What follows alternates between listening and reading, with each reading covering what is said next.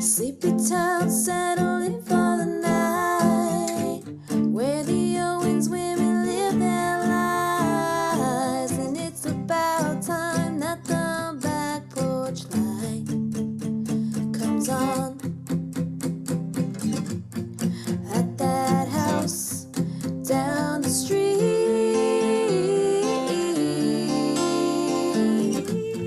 at that house on Magnolia Street. Hey, witch, hey. Hey, Girl. we got this. Oh, sorry, I Whoa. didn't have you muted. I didn't have you muted. Check out that echo.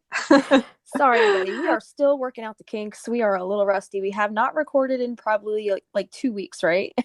We hit the ground running, and we did a couple episodes like back to back, and we had the bugs, and then this like very important episode was like, okay, we're gonna do it. We had so much we wanted to cover that it just was taking longer to kind of consolidate everything. So, oh man, yeah, Power. and trying to work out the kinks with our sound.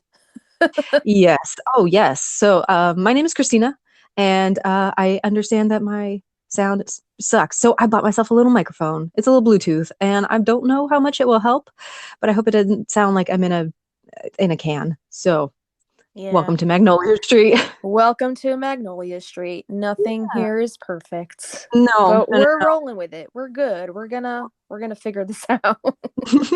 We are brand new to the podcast game, so just bear with us while we tend to these minor inconveniences. We'll keep learning. We'll keep growing. It's gonna be fine. How are you doing? I'm good.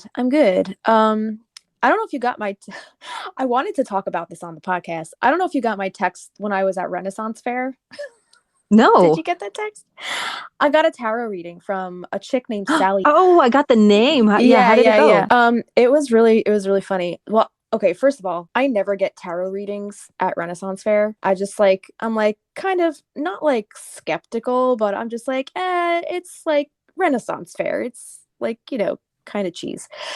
But there's like a whole alley of them, like just like hidden off, like it's like not like shunned from the rest of the camp. It's just like kind of like down an alley that like you don't really think to go because it's like not on the main path. Mm-hmm. But we were kind of like done with our stuff for the day, so I was like, I kind of want a tarot reading before we go. So why did you pick her? Because of her name? Like out of all no, of them? I didn't know her name. I walked down I don't even know what they call it. I guess Gypsy Alley, or I don't know, Tarot Tunnel. It's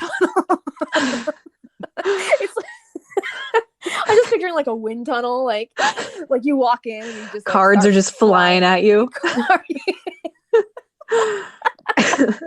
Yeah, so I walked into Tarot Tunnel, and and Avi was with me, and he was like, I was with a few other people, so they all were kind of like figuring out what we wanted to do, and one other person in our group wanted to get a reading as well, so they kind of went off into like some other tent or whatever, because there's like little tents, and then there's like actual like little gypsy wagons that you can like actually go in, so it's more of like a private setting. But like I was like, I want to see who's out and about and who's going to be reading me, or like whoever I pick. So I was like, scoping it out, and I don't like to judge a book by its cover, but I was also like, give me the oldest crone you have. The most experienced. So, they got all of that wisdom and knowledge, and like I was all about it. So I was, going up and down Diagon Alley. And this one woman catches my eye, and she was a little older. She had long white hair, and beautiful. She had like this like sunflower flower crown. Aww. And I was like, oh my God. You're my person. That's her. Yeah. That's sweet. But she was like reading somebody else at the time. So I just waited there, and I was like, all right, I'll wait. It was like 6:30, and the fair closed at 7. So I was like, I hope I can get in there. So then finally, like the chick ended, and she like got out of there, and then the crone, she looked at me, and she was like, are you waiting for a reading, dear? I'm like, yeah.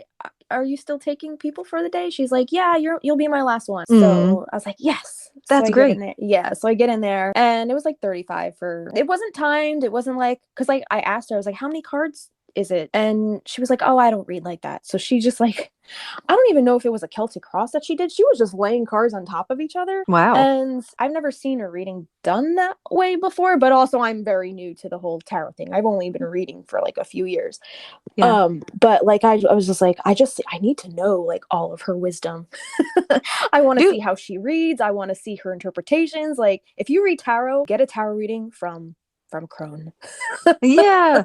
So did you, two things. Did you look her up online? Is she online? And also we should talk about your reading on another recording and put it up for Patreon. Yeah, let's do that on Patreon. I won't go into too much in depth about it here, but you're absolutely right. We should save that for Patreon, because it was a pretty long reading. It was like a 20-minute. Oh, and she let me audio record it. Oh, nice. That's great. Yeah, she let me audio record it. She encouraged it, and I took a picture of my whole spread, and basically the gist of the whole thing, the one card that came up where I was like, for the most part, I tried to like just sit back and like not like jump in and be like, oh, I know what that means, and I know what that means. Like, I just kind of wanted to like let her do her thing and just sit there and absorb it and learn from how she, interprets. See how she interpreted it.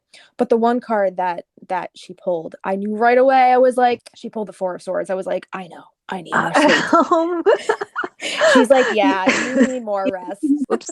You're trying to do too much. Yeah. So she told me I need more sleep. And I was like, you're absolutely right. But yeah. And then I was like, at the end, I was like, what's your name, by the way? Like, I didn't get her name before the reading started or whatever, but she shook my hand and she was like, I'm Sally. And I was like, oh my God, it's a sign. No fucking way. That's awesome. Okay, cool. Well, let's look her up if you haven't already.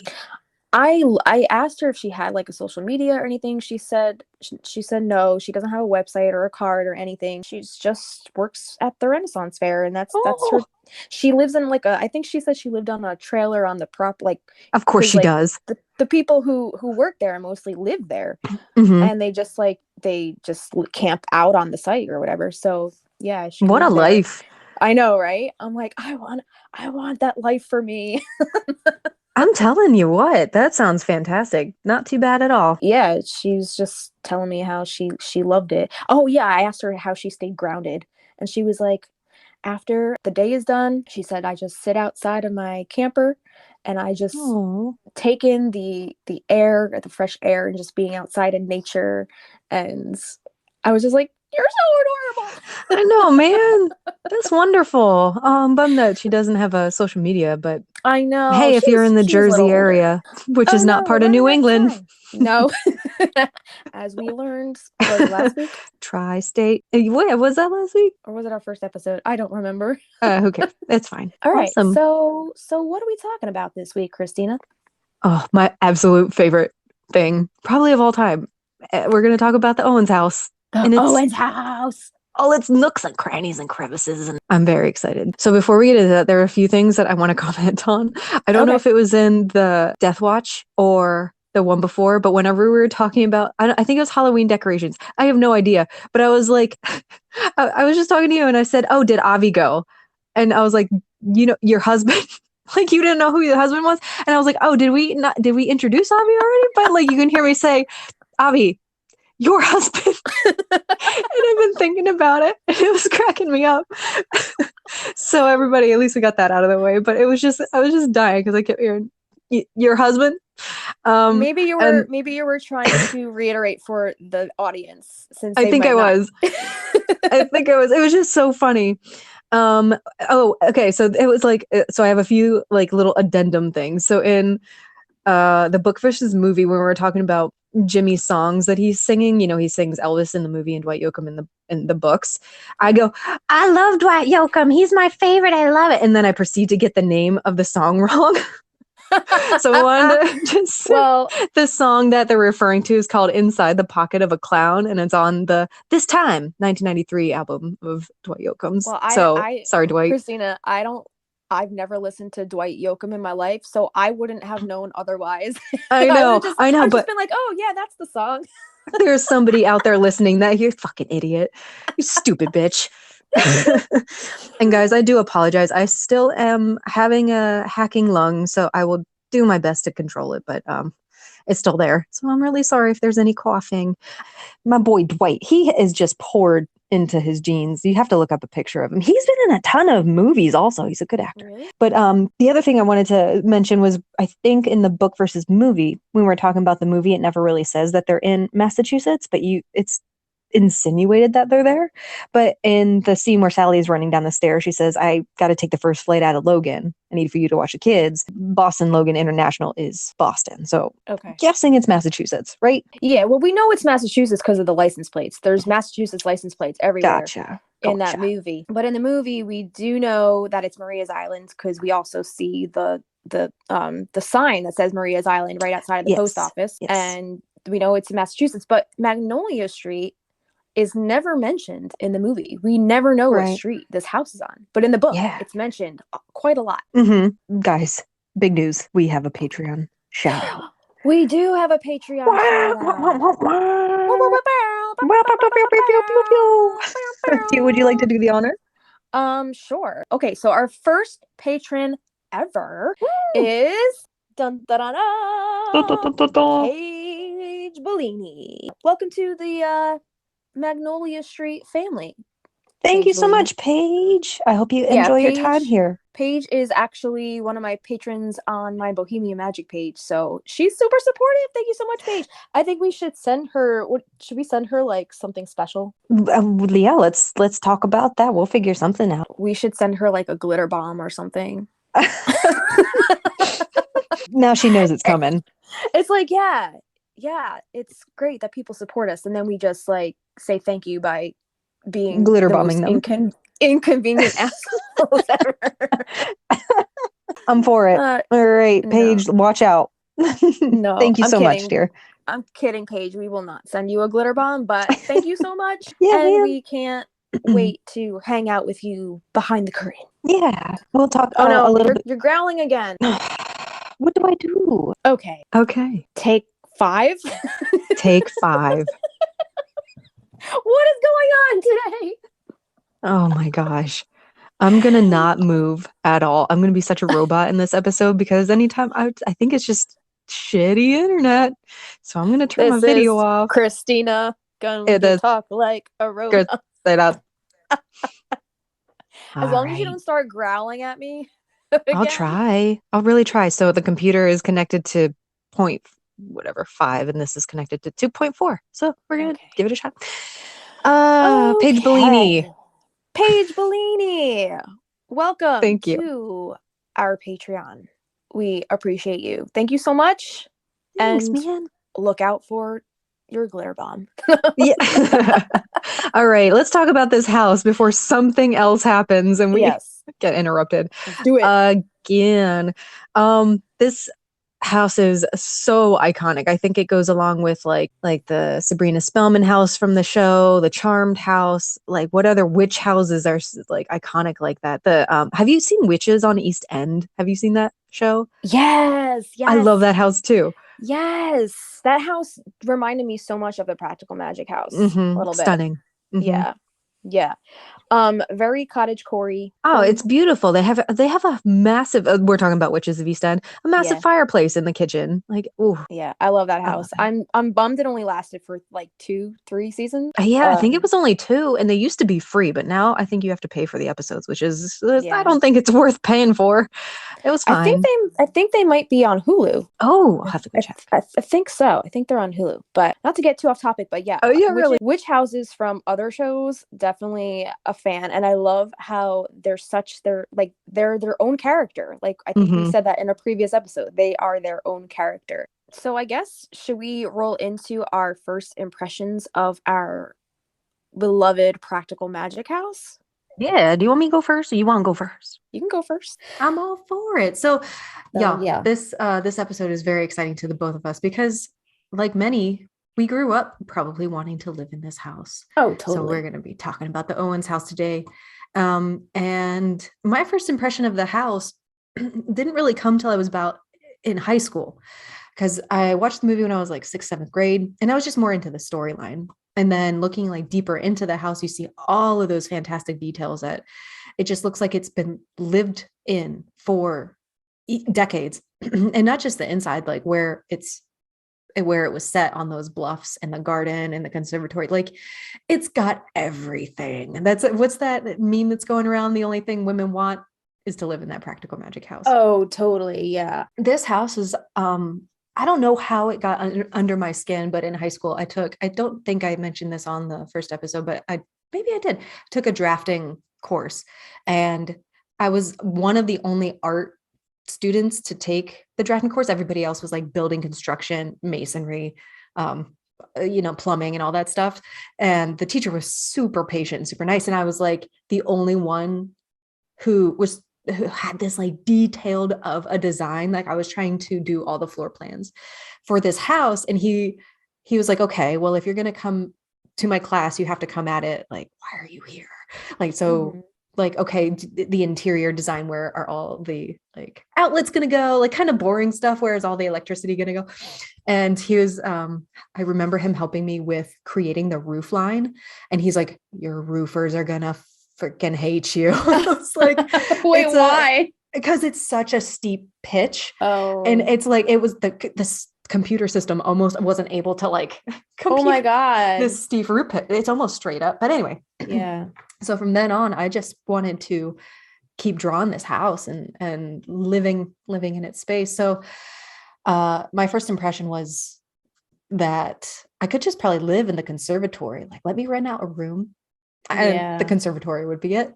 So that was my impression of it. And then it kind of reminded me of that magical place that my grandmother had and the connection there. But you also have a similar story, right?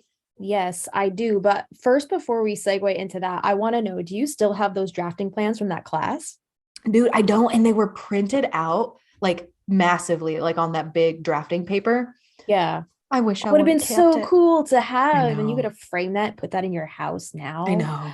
It was fantastic. And like, this is okay. We have discovered I can't read out loud. And I also have dyslexia. Cleopatra. Anytime we stumble over our words now, it's going to be Cleopatra coming at Billy you. Zane. Yeah. Billy Zane. Oh my gosh. So Dude, I kept before our first episode, I haven't even like heard of Billy Zane's name for probably over 20 years. And now he's like our mascot. Like, what? He's such a handsome god of a man. Oh God. All right. Where was I going with this? Oh, I was getting under my teacher's skin because I kept using up this big like drafting paper because I kept misspelling words on my document. Coleoptera. Yeah, I call it Cleopatra. So that was my story. And he was very impressed. I got a really good grade in that class. That is so awesome. And I just have to note your like attention to detail and your meticulous, like, I don't know, maybe it's the Virgo ascending. Hell yeah. I like paying attention to detail, but like when it comes to technicality, I'm not a technical person at all. What do you mean? I feel like you have to have like kind of like a technical brain to do drafting. Is it like a lot of math? Dude, like it is yeah, but when you're drawing it out, it's not. Okay. The measurements and stuff, but like everything else, like the drawing and engineering, it's a lot of math. That's why I didn't go into it. But what do you mean you don't have the technicality for it? Like just drawing something out? It's just like, okay, first of all, I was never good. I also went to art school, and I was never good at perspective. I was never good at any kind of like technical drawing or drafting or anything like that. Oh. I was more so like the right side of my brain is ginormous and the left side of my brain is very like pea-sized. So I like to just smash paint on a canvas and call it a day. I don't like to sit there with a ruler. I hate all of that. But you do it like very well. Oh, thanks. And I've seen you draw this house time and time and time again.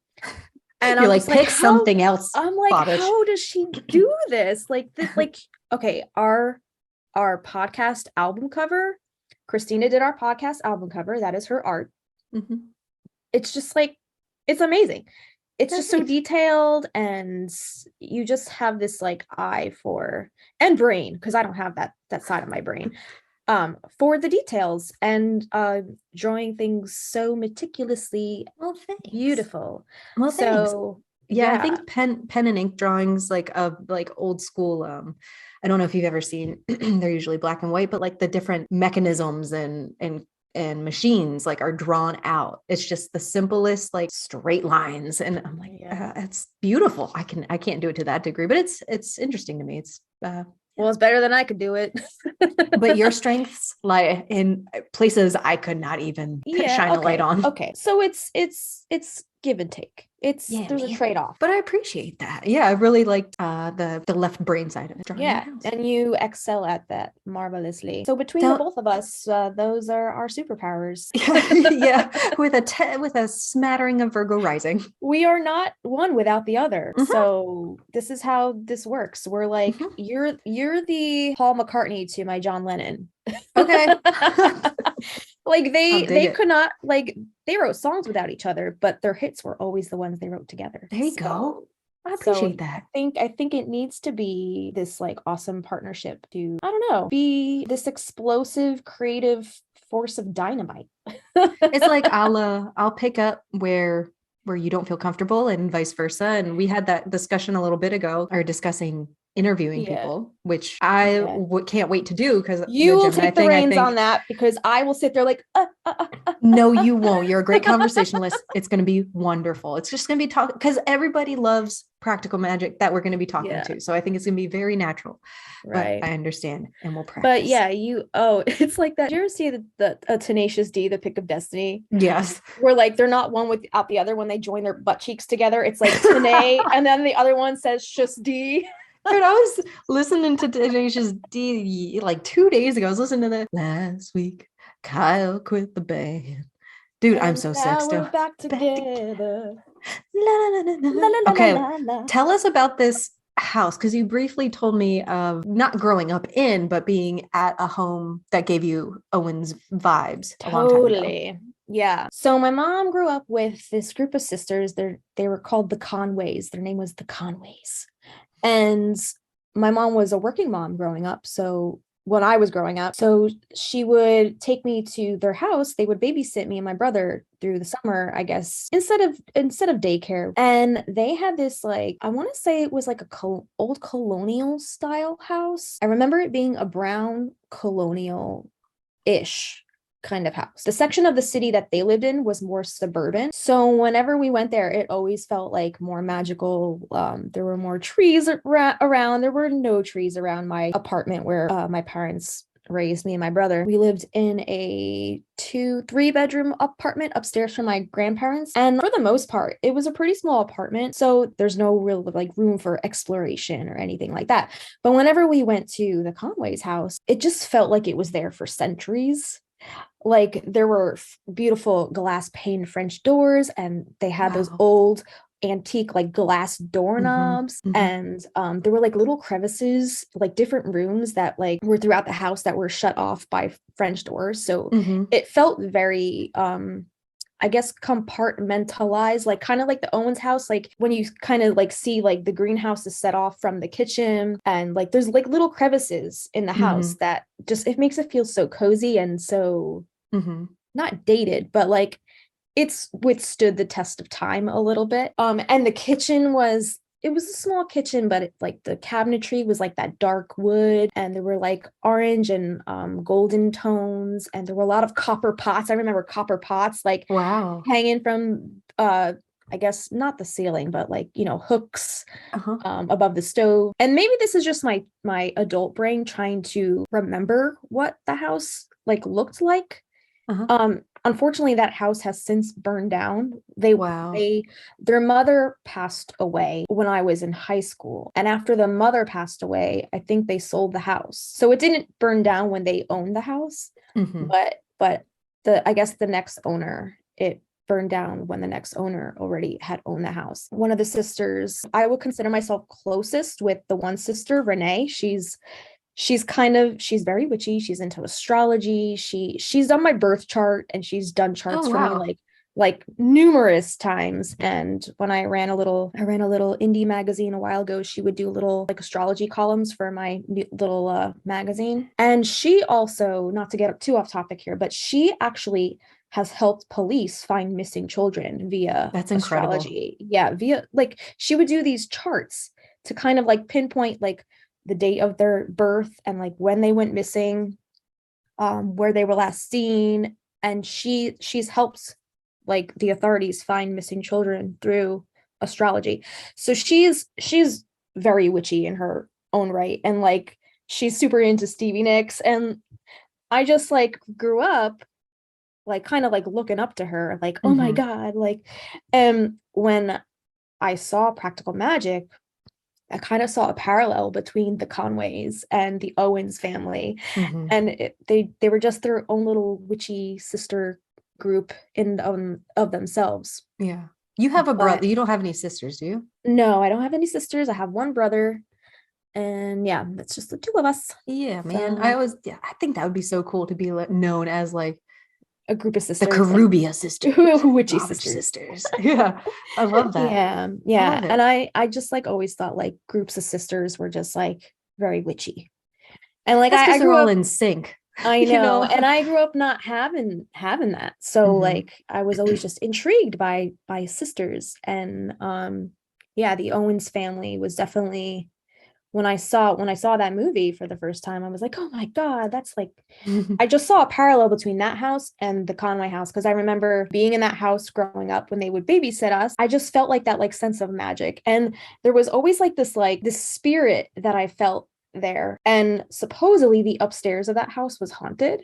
Oh, sweet. Like, and I every time I like sat in that stairwell, because the stairwell was like right off of the kitchen.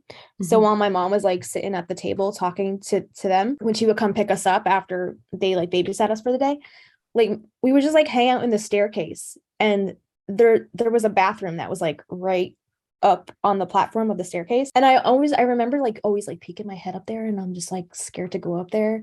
And I remember them saying that there was like a spirit that was up there. That's pretty sweet. Do you think the Owens house is haunted? Oh, totally. Are you kidding me? You think so? Yeah. Didn't Aunt Isabel die there? Oh, that's right. Yeah. You just finished reading that book. I haven't read that book in such a while. I'm pretty sure like if that house has been in the family as long as Maria, there has to have been numerous Owens family members that have died in that house. Oh, totally. In my Sims game, Jimmy is a ghost in the house, and he messes up like Jimmy messes up the plumbing and all this stuff in my Sims game. Oh, he would. He's such a jerk. What a dirty dog. Yeah, he is a jerk. But anyway, the Conway house, I started writing a little like bit of like a memoir. I wasn't writing a book about this house or anything, but like I was writing a little short story, kind of just like anything that I remembered about this house. I remember some years ago I started writing like just random memories that I had from childhood, and that was like one of them. And I actually just found it the other day, and I was like, since we're talking about the Owens house, I think I'm going to pick this back up and like actually flesh it out. Yeah, I'm going to flesh it out a little bit more. So if you are on our Patreon, Paige, you will see this and nobody else. Hopefully we have more people venturing over there, because we already have some goodies lined up, and I can't wait to read we can call it a memoir. That doesn't specify any length. So I can't wait to read that, but there's some goodies over there already ready to go. Yeah, it'll be a short little piece, like a short story, but yeah, I'm just excited to kind of like recapture those memories of childhood that, you know, are kind of floating in the ether in my brain. Dude, when you said like little nooks and crannies, the house my grandmother had, I don't think I'm making this up. We were just never allowed to go where I'm thinking. So in the kitchen was a small walk-in pantry, and within that pantry was a door that led into a little office that led onto the other side of the house, where they're like, oh my God, it's like a secret passage. Area. It was the coolest thing. And this living room area was like one of those older people's living room areas that you don't really sit in. You know, it doesn't have like a TV. So it had like the couch and the fireplace. And off of that had a little conservatory in it that had the big so cool. French doors. But I remember, I think I have to ask my mom if she's listening to this, if it had that secret door, or if I'm just making that up. I can't for the life of me. It's been way too long. But I was like, secret passages, baby. That is so awesome. I'm all for secret passages. When I was like 20 something years old, my parents decided to turn our little starter home into this like friggin' little mini Victorian mansion. Okay. I love that. This is so random. So the house that I moved into when I was 8 years old is the house that my parents still live in to this day. But when we moved into that house, it was a starter home. And it was like, you know, colonial. It was a small colonial style house, and it was attached, but it was attached to another house. So I guess like a duplex, they call that, or it's an attached. It's an attached unit. So there's a ranch style house that's attached to my parents' house, and that was where I lived growing up. But when I was I wasn't in college. I had already graduated at this point. They were either looking into moving or renovating the house and making it bigger, because you need a bigger house when, you know, your kids aren't there anymore for all those hobbies. Yeah, dude. It's exactly what it is. My mom has her own hobby room. My dad has his own hobby room. It's hysterical. I'm like, why do you guys need all this freaking space? It's just the two of you. But they ended up putting on there's a sunroom, and that now that has the glass French doors. And then they also built a loft over the garage, and off of the loft is an attic. They built an attic. It used to be a little starter colonial house. They made it look like a mini Victorian house. Dude, I want to see it. Can you send me a picture? Yeah, I think I've sent you a picture of the house I grew up in. I think you only showed me because there was a dollhouse. You had sent me a video of a dollhouse that was up there, but I want to see the inside. I guess what I'm trying to say is now my childhood home growing up, it kind of reminds me of the Owens house as well. What a treat. Yeah, so like it's fun to go up there and just like sit in the attic and go through like my old paintings. And like it's a walk-up attic. So, and my dad just like he just retired like last year, so he's been working tirelessly all year to finish this attic. And like they put down like those dark mahogany floors and shiplap. Yeah, they have like shiplap on the walls and like the circle window in the eaves, and like it's so cozy up there. I just want to live up there. Are they taking renters? I'll be right there. Excuse me. Yeah. So whenever I go visit my childhood home, which is only like a 5-minute drive away, I'm always like, I miss living here. But it wasn't like that when I lived there. They waited till I left to finish. Yeah. It's because they knew you and your brother would ruin it. I know. They're like, she's never gonna leave if it's nice while she's still here. Yeah. Until I got married, I lived there. Beautiful. I did a short little stint out in LA for like 6 months, and then I was like, I don't like it out here. My brother stayed out there, and then I came back, and I was like, you're never getting rid of me. Oh, I'm sure they're happy you're so close. Yeah, no, they love it. They love dropping by, and it's a treat to go visit there for an afternoon and just get lost in the attic or hang out in the sunroom because they have a little piano back there. So sometimes I'll just sit out there and play the piano, or go through my old room, which is now my mom's hobby room. So it's fun. It's like, you know, that house has its own little nooks and crannies too. So I appreciate that. When you go back to your childhood, because you just visited your childhood home, right? So when you go back there, do you feel a sense of like magic at all? And like, no. I love my home. It was it's like a 100-year-old converted barn, but not like the barn you would think of. It has the like long chicken coop attached, and then they put on a second floor and a little extension for my parents' room. But I sent you a Marco. I don't know if you saw it, of the upstairs bathroom uses a skeleton key, which is kind of awesome. And that was like probably the coolest part of the house. So it's very small, like very small. Our ceilings are only like, I can stand and stretch and touch our ceiling. It's so low. Wow. On the first floor. So I love it for the fact that it sounds like that when the water heater kicks on, it sounds like an old ship or like a submarine. It's creaking and moving. It freaks everybody out. And my husband's been there multiple times and it's clicking on and he's like looking around in the corner. I'm like, it's the heater. It's the water heater. It's fine. But when I was younger, and that would click on because I can't even, it's going to sound so stupid because it's not going to come across like it does in my memory, but it starts off slow. It's like, tick, tick, tick, tick, tick, tick, tick, it's a death watch beetle, dude. And like laying in bed, I was firstly terrified at the dark, but it sounded like little people like slowly walking, the borrowers. Like little people walking and then running. So I would always hide. It was so creepy. So that's my house.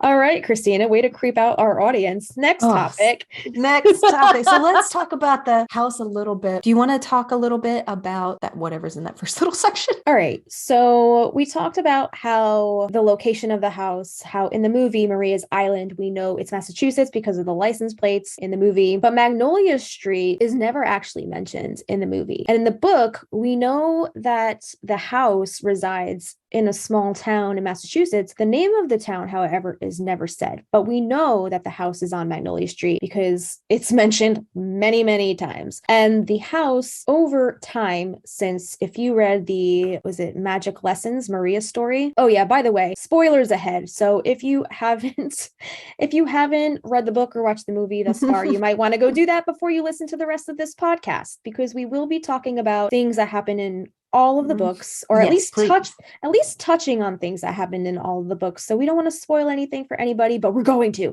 So leave and go do that now before you proceed. So now that that's out of the way. So if you guys read in the first book, you know that Maria is the earliest known ancestor who builds the house. And since then, we see kind of like certain ancestors that live in that house throughout time, and now present day is more like, I guess, Antonia and Kylie, right? They leave off in Book of Magic. I didn't read that one yet, so yeah, I'm trying to remember who gets left the house in that one, because I know it has to be passed down to an Owens woman, and that's why the women never change their name, is so they can inherit the home. So yeah, there are like on paper owners of the house, and then the permanent residents of the house, and then there are temporary residents of the house. I think we're going to list off real quick, right? Yeah. So the initial owner and the earliest known Owens ancestor who built the house we know is Maria Owens, and we read about her story in Magic Lessons. And then I did not actually finish Maria's story yet. I'm about 3/4 of the way through. I think I have like 100 pages left. So I don't know what ends up happening with the house at the end of that story, but I'm guessing maybe Faith ends up living there at the end. And then I also didn't get that far where I don't know if Faith had a child at the end of the book yet. And I don't know what, Faith's story is and how she passed down the lineage. But I will say that I guess the earliest ancestor that lives in the house that we even know of since, 200 years ago, is probably Isabel Owens, right? She's the last, or she's like the earliest one that we know kind of like took care of the house for a while. Or is there somebody else that I don't know of yet? Do you know? Not that I had heard of. So yeah, Maria Owens is the initial owner. And then there's a huge time jump in Rules of Magic when they're in just entering into the 1960s, when Aunt Frances, Bridget, and their brother Vincent go to visit the house. It's owned by Isabel Owens. And we don't really know anybody in between them, but I'm sure it's an Owens woman. We don't even really know how Isabel is related to them, right? We don't really know too much about Isabel's backstory. Yeah, I don't know that family tree connection there. But go ahead. I was gonna comment on another character that comes in later, how she's like a distant cousin. There's so April? many, and they reference like, they were the Boston Owenses or the New York Owenses. There's also the Maine Owenses, which they also reference too. So damn. Who are these they're Maine salty? Owenses? Like they never got to inherit the house, because it sounds like usually it might pass from mother to daughter, but in this case from Isabel, it passes to Frances, right? Because Franny goes out and makes the soap with her. Yeah. So technically Franny's the owner, but I wonder how they did that on paper. We don't even know how Isabel, like we know Isabel is their aunt or their aunt or their great aunt or whatever. We know Isabel is Susanna is Frances, Bridget, and Vincent's mother. And we know that Isabel is Susanna's aunt. So that I guess that would make Isabel their great aunt. Right? Yep, that sounds right. Yeah, but how is she a great aunt? Right. We don't know. We don't know how she's related. So a whole episode of the lineage might be cool to speculate, but as far as the house goes, Isabel owns the house at the time that Frances, Bridget, and Vincent are still teenagers. Frances just turned 17, so she gets a letter to go visit Aunt Isabel, and just like Susanna did, their mother. So they go visit Aunt Isabel, and that's kind of their first impression of this house. The first time the aunts, as we know them, Frances and Jet, that's the first time that they see this house is when Frances turns 17. And it's kind of her birthright to go stay at this house, which I thought was a really cool tidbit. And they spend the summer there, but I think they go back home at the end of the summer. So in the end, Isabel leaves. Not in the end, it's actually in the middle of the story. Isabel leaves the grimoire and the house to Frances. So then that brings Frances and Bridget, or Jetty. I love the name Jet. That's so sweet. Bridget. I have a friend, Bridget. I think it's a beautiful name. They move into the house when Aunt Isabel passes away, and they are the aunts to Sally and Jillian, and reside in the home when Regina Owens and her husband pass away, leaving them orphans. Yeah. So Jillian and Sally end up living in this house as children all through, I guess, teenagehood. And then Jillian runs away. Sally stays living in that house. But she does move out once she marries Michael and starts a family. But then after Michael dies, she moves back in with the aunts with her two children, Kylie and Antonia, after that whole untimely but anticipated death of Michael. Yeah, we know that Michael dies via the Death Watch beetle curse. So she moves back in with the aunts with the two kids. Then in the book, they actually end up moving out with Sally and go to New York. So there's a couple differences between the two, which we talked about in the book versus movie episode. But I don't really know much about Antonia and Kylie after, I guess, practical magic. Like the Book of Magic I have not even touched yet, but I know that one's kind of based around them. So I'm not sure how much of the house that they talk about when Antonia and Kylie kind of live there as adults. Are they adults in Book of Magic? Do you know? They are. I think Antonia is in college. Okay, so they're a little older. They have not inherited the house yet? I don't think so, because the house isn't mentioned very much. We'll get to that. We have some book descriptors. So we just did the permanent residents and the owners, but there are some temporary residents, such as Susanna Owens, who we mentioned, and that is Frances, Jet, and Vincent's mother. And she stayed there for a little while before running off to Paris and getting married and having kids. And so that was probably Rules of Magic. That was probably like in the 40s or 50s at that point, right? Would you say maybe the 50s? No, maybe a little earlier, because that would put the kids, like if she had Frances is the oldest one, and she's turning 17 in 1959. Are we saying, or is it 1960? I think it was 1960. So it might have been a little early. Yeah. So that is one of our characters. And then we have the cousin who we kind of mentioned earlier. Her name is April Owens, and she is a distant cousin of Frances, Jet, and Vincent. Does it say which Owenses she comes from? Like no, I Owens or anything? Yeah, I think it was the boss. I think it was Boston Owens, but we don't know anything about her parents. It never says her parents' names. It never says how she's related, but I think it says something like she's a third cousin twice removed or whatever. Oh, okay. which kind of validates, I guess that's how Alice Hoffman validated their incestual relationship, Vincent and April's incestual relationship. Spoiler, everybody, the Vincent and we've April already get together. We've already established that there will be spoilers. So anything from this point on, it's your fault that you're still listening. Yes. So April comes to visit during the summer and stay with Aunt Isabel in Rules of Magic. And Vincent Owens, who we mentioned, is the aunt's brother. He stays there for a little bit, but he never lives there. Sally Owens and Jillian Owens, both in the book, go to live temporarily with the aunts on Magnolia Street after their mom and dad die. So those are some of our residents. Well, Sally Owens, I would say she's more than a temporary resident, right? Well, in the movie anyway.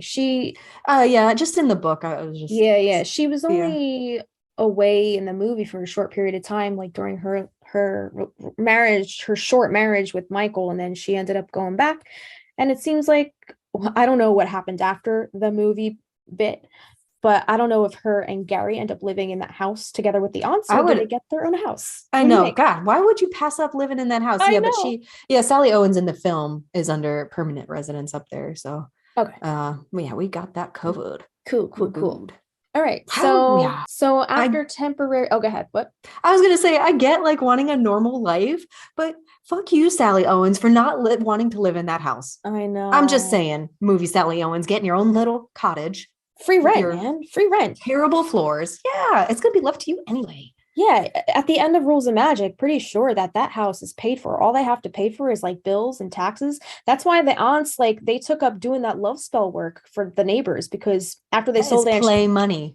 Yeah, after they sold enchantments in New York and came back to Magnolia Street, they're like, what are we going to do with our lives? Like, how are we going to make money? So that's pretty much, I think we should do a whole episode on the aunts and how they are pioneers in the world of witchy entrepreneurialism or entrepreneurship. Energy. They are boss bitches. So we need to talk about that at some point. Yeah. But all right, man. Should we do a couple descriptions here? I think we have practical magic, rules of magic, magic lessons, and book of magic. Okay, hit them all. Okay. I think, are we doing them in that order as they premiered book-wise? Magic is that the order we have them magic. Listed out here? Yes, we do. Do you want to take the first one, or you want me to take the first one? Something I thought of. I don't know how Justina feels about this, but like, make it a drinking game, friends. Like, anytime I mispronounce something, I Cleopatra something up, take a drink. Anytime Justina says we're going to do a deep dive, take a drink. Anytime rabbit hole is mentioned, I do say that a lot. Let's deep dive. Can somebody please Photoshop my face on like a scuba diver or something with the practical magic house at the bottom of the ocean? Oh my gosh, yeah. I mean, awesome for it. Yes, ma'am. So let's go deep diving, guys. We're gonna go splunking. You ready to splunk? Ready. Here we go. Ready for some Cleopatras? We're good. Coming at ya. Yeah. So the house, as described. Okay, I feel like so much energy right now. I don't know. You a little jazzed up? I don't know if it's the coffee, but I'm jazzed. So let's do this. That's awesome. Can't wait. So the house, as described in all the books. I guess we'll start with Practical Magic, the book Practical Magic. Mm-hmm. So Maria was young and pretty, but she dressed all in black and didn't have a husband. In spite of this, she possessed enough money to hire the 12 carpenters who built the house on Magnolia Street, and she was so sure of herself and what she wanted that she went on to advise these men in such matters as what wood to use for the mantle and the dining room, and how many windows were needed to present the best view of the back garden. Inside the house, there were no clocks and no mirrors, and 3 locks on each and every door.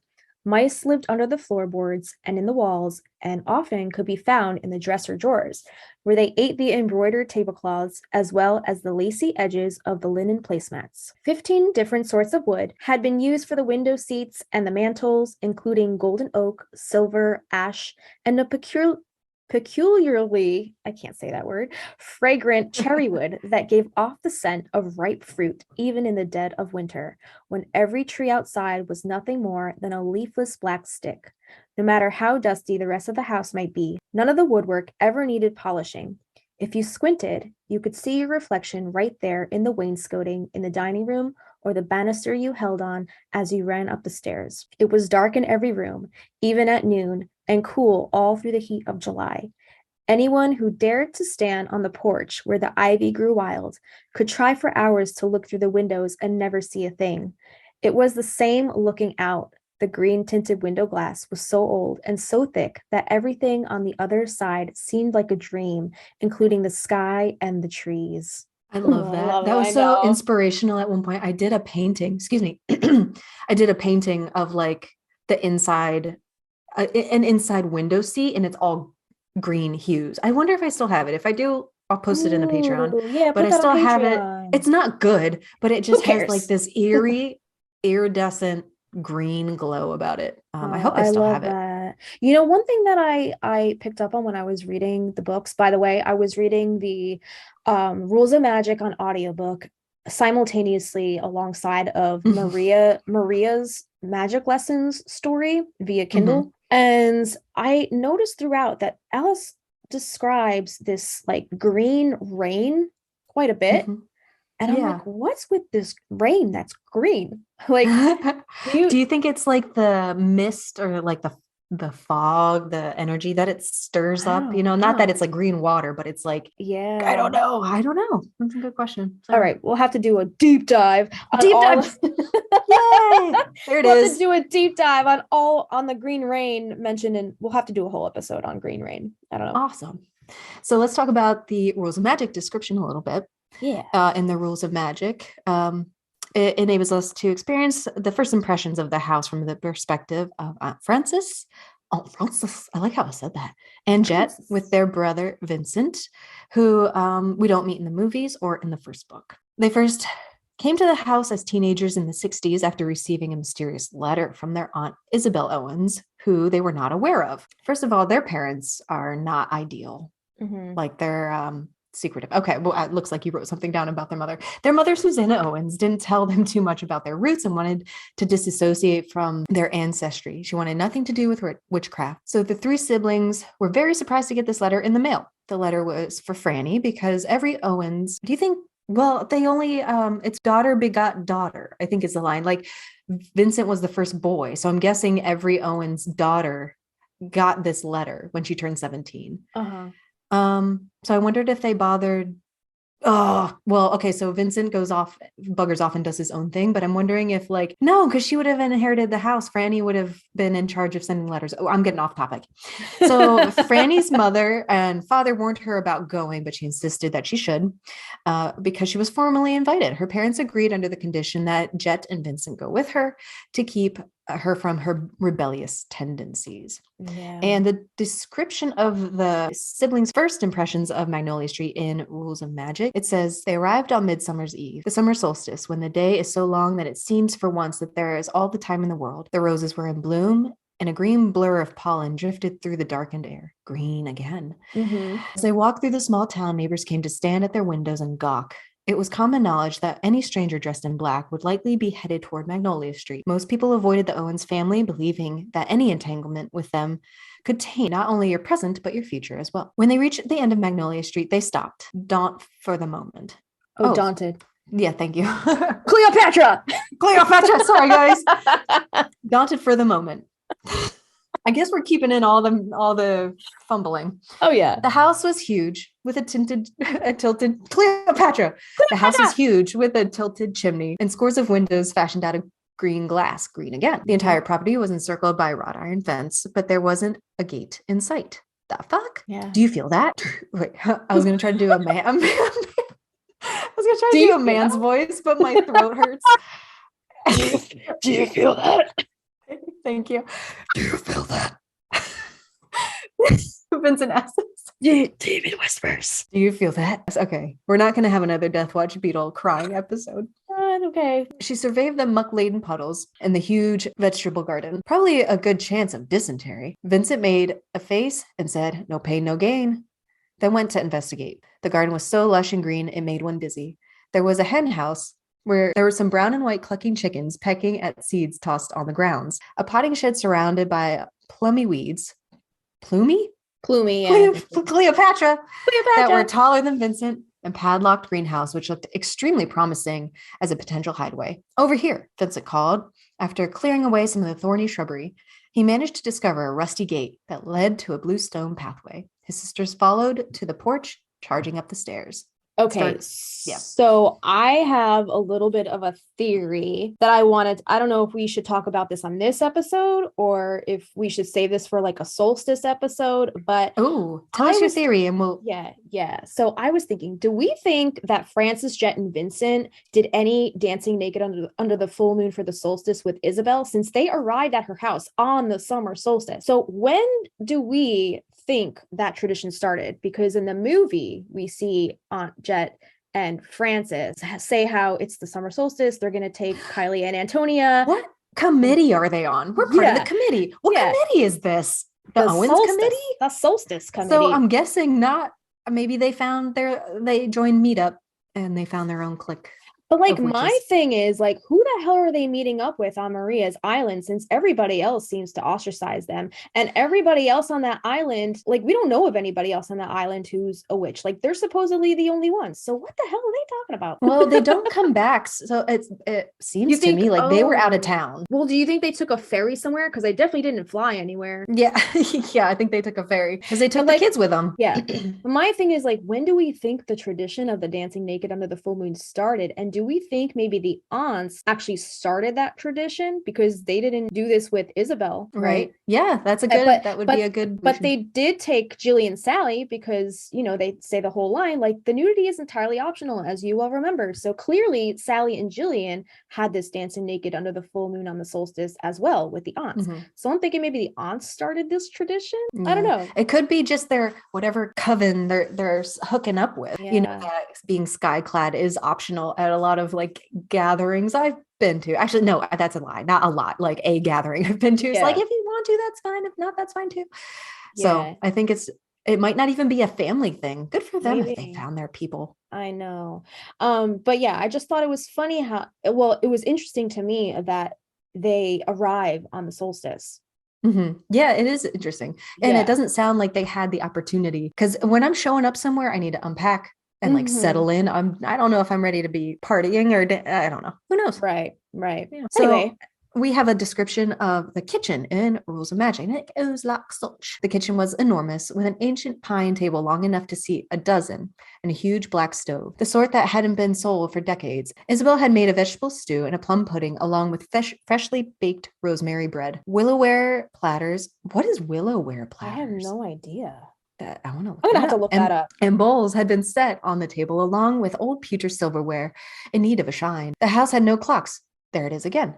And there seemed to be the promise that time would go at a different pace entirely once they stepped over the threshold. Okay, before I just pick this out really quick, where it said old pewter silverware in need of a shine, as we know from was it Magic Lessons, Maria's story, how in that book we kind of find out that silver in the presence of the witch turns black, right? Yeah, that's funny. So I'm guessing that's why it's saying it's in need of a shine. Like, do they even bother shining their silverware? Because if they touch it, it's just gonna go black again. So that's really cool. That's really cool. So a common thread in all the stories, which I think she did a good job including, was that there's no clocks, and she goes to list out the variety, I guess, of trees that were used in creating the house. So some of the interior descriptions in Rules of Magic go like this. The house was enormous with 3 floors. Oh, you and I discussed real quick that, did we already talk about this on here? This is going to be crazy. That if Maria built this house, it would not have been in a Victorian style, but it never really says what the style was. But well, just to clarify, so our audience kind of is on the same page as us. Yes. So Maria was she built the house in the late 1600s, correct? So the Victorian era doesn't happen until the Industrial Revolution, which is more of like 1800s. So late 1800s. The Victorian style is 200 years after. It wouldn't have been until 200 years that house would have even been Victorian. Yeah. So I'm guessing it would have been more of like a colonial style house, but I guess for the movie's sake, to make it more cinematic and glamorous, I guess that's why they made it more Victorian. It's beautiful nonetheless, but in the description here, it has 3 floors, which, do you think if we're going off of 1600s, any 1600s had 3 stories? I've seen 2 stories. Yeah, colonial houses in the 1600s were very modest. They're very quaint. They're very small. They're very creaky. Like it's pretty much like a barn, like a glorified barn, I guess. Like is like a colonial style house. We love Alice Hoffman, by the way. We're not trying to pull apart her thing. We're just but what if? Yeah, we're not trying to bash. We're just trying to I don't know, I guess just look at it from all perspectives. And maybe this was her way of slipping in the practical magic idea of the house into the story without saying it's a Victorian house, because it's definitely not what it would have been. Yeah. So, and like all her riches that Maria got back in the day, I guess would enable her to create a 3-story house. Right. And here's the thing. It could have changed over time. Like, I'm going to say that whoever came across the house in the 1800s, it's already been 200 years at this point, the house. So maybe whoever inherited the house at that point was like, all right, it's time for a remodel, a refresh, kind of like we do now. So they might have like rebuilt things in a sense to make it more to fit the Victorian style more for that time. So that could have also been a possibility. Yeah, awesome. So with continuing with the description, it says all the rooms had heavy drapery to keep out the sun, and despite the dust mites.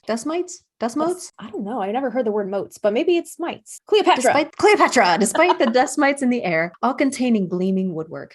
15 varieties of wood had been used to craft the mantles and the paneling on the wall, including golden oak, silver ash, cherry wood, and some varieties of trees that are now extinct. There are 2 staircases, one a chili-back staircase that twisted around like a puzzle, and the other an elegant stairway fashioned in mahogany. This is talking about the siblings, stopped to gaze up at the curved staircase to where there was a window seat on a landing. Above it was a portrait of a beautiful dark-haired woman wearing blue, which is what we think is Maria, and this is visible in the movie also. You're right, it is. I remember saying, I was like, oh, I think there's a picture of her in the movie, but it never really says. But it's in the wraparound stairs, the lighthouse stairs, right? The picture?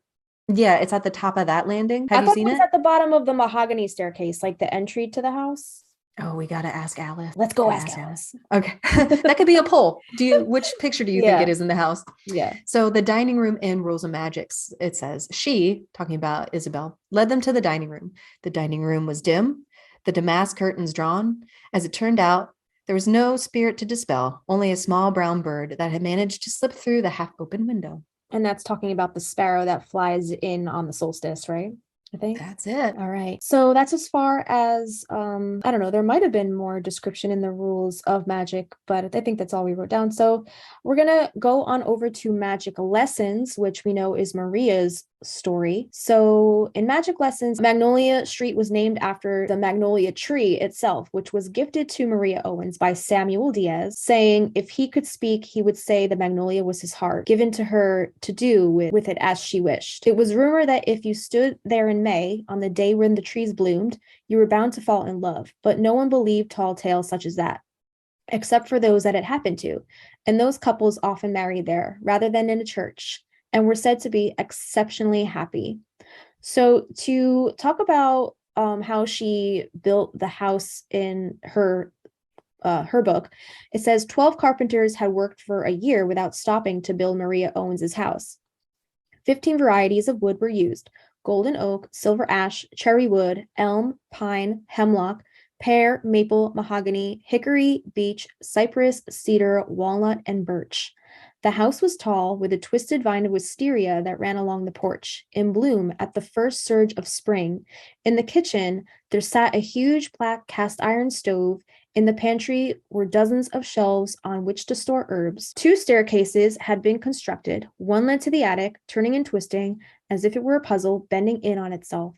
The other was made of the finest oak, with a broad landing that offered a window seat framed by damask drapes imported from England, ones very like those that had hung in the Lauchlan's Manor house in the first Essex County. There were dozens of green glass windows imported from England, and 2 brick chimneys that towered above the roof. The house was so well made that when a hurricane struck, every other house on the street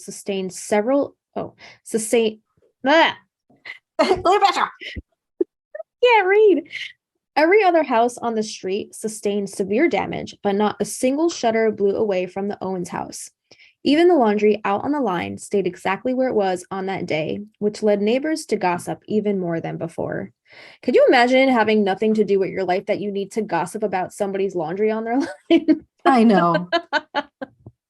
Yep. Oh, anyway, the fence that circled the house was of an unusual construction, black metal with spikes, laid out in the form of a snake with its tail in its mouth, ensuring that the only way someone could reach the door was to walk through the front gate where the ivy grew wild. 20 blue stones from the old path to the shed had been used to fashion a pathway to the house. There was always bound to be talk about a household of women, not that it stopped people from coming to the door late at night in search of assistance, particularly in matters of love. Other houses were dark, but the light on the Owens porch was always kept on. I love that. Yeah.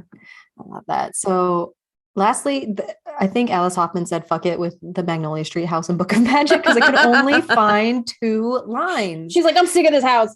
I know. And yeah, it's an interesting last book, but in Book of Magic, it says, where a wrought iron fence circled an enormous parcel of land, the gardeners in town all envied. And then that's one. The next one's black shutters and tilted roof slats with dozens of windows made of old wavering green glass. That's seriously all it says about the house in Book of Magic? Yeah, they're not there long. They are really going back to like their homeland. I think they go back to old Essex County for a lot of the story. Wait, Essex in England or? Yes. Oh shit. Okay. Oh shit. Oh Yeah. shit. All right. Yeah, I'm going to start this book soon as I'm done with Maria's story. Awesome. Yeah, I'm excited, but I'm also like, oh, I want it to be in the house. Yep, that's about it.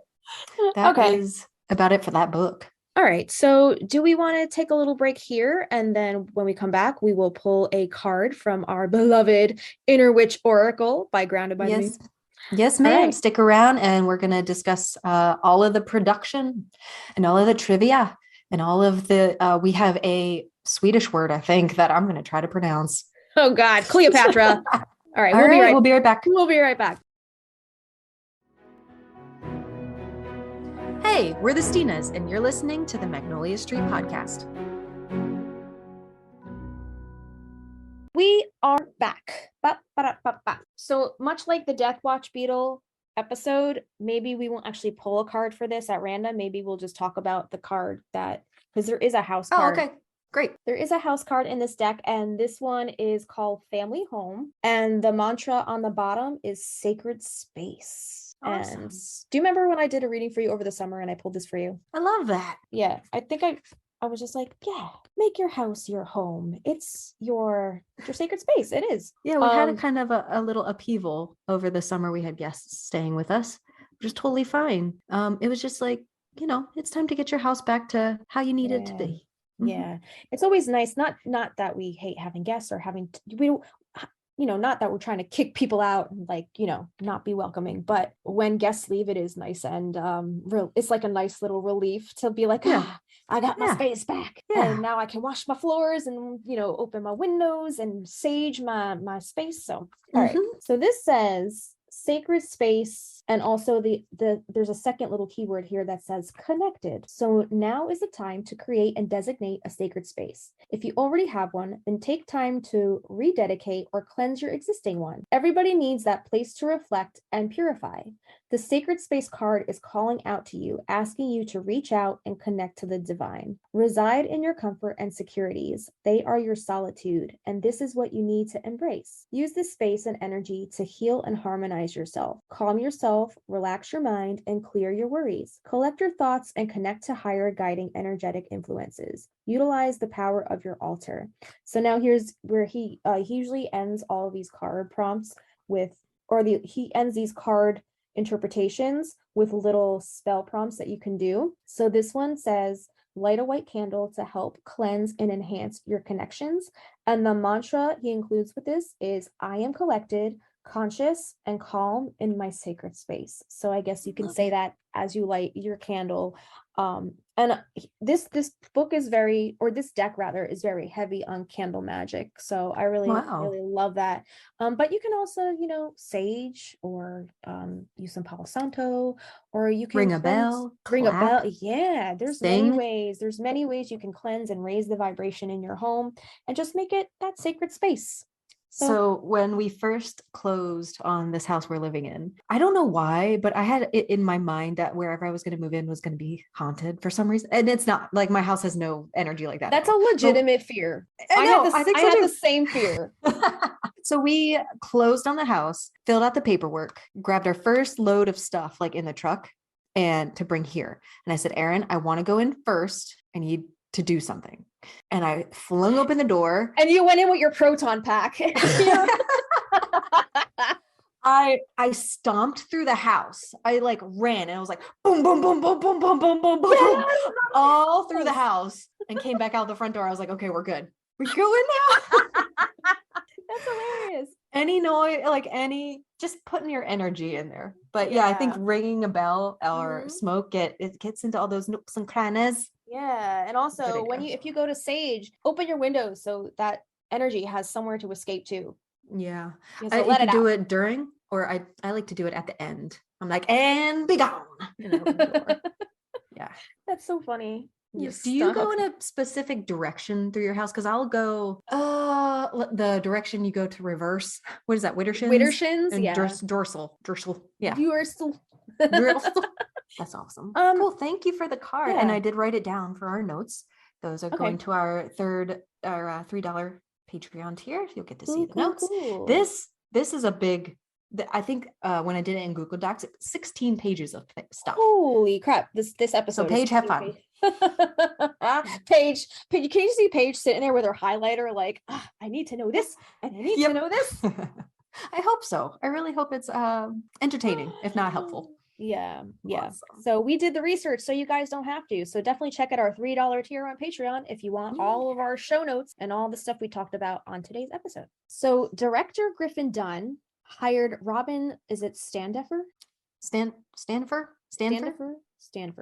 So he hired Robert Stanford and Stephen Alish of Roman and Williams to design the house for the film. As far as the timelines go, we already talked about this part, right? If Maria built this house in the 1600s, it would not be a Victorian style, but for a Hollywood, Stephen and Robin, they kind of, I guess, made it Victorian to glamorize it a little bit for the film, right?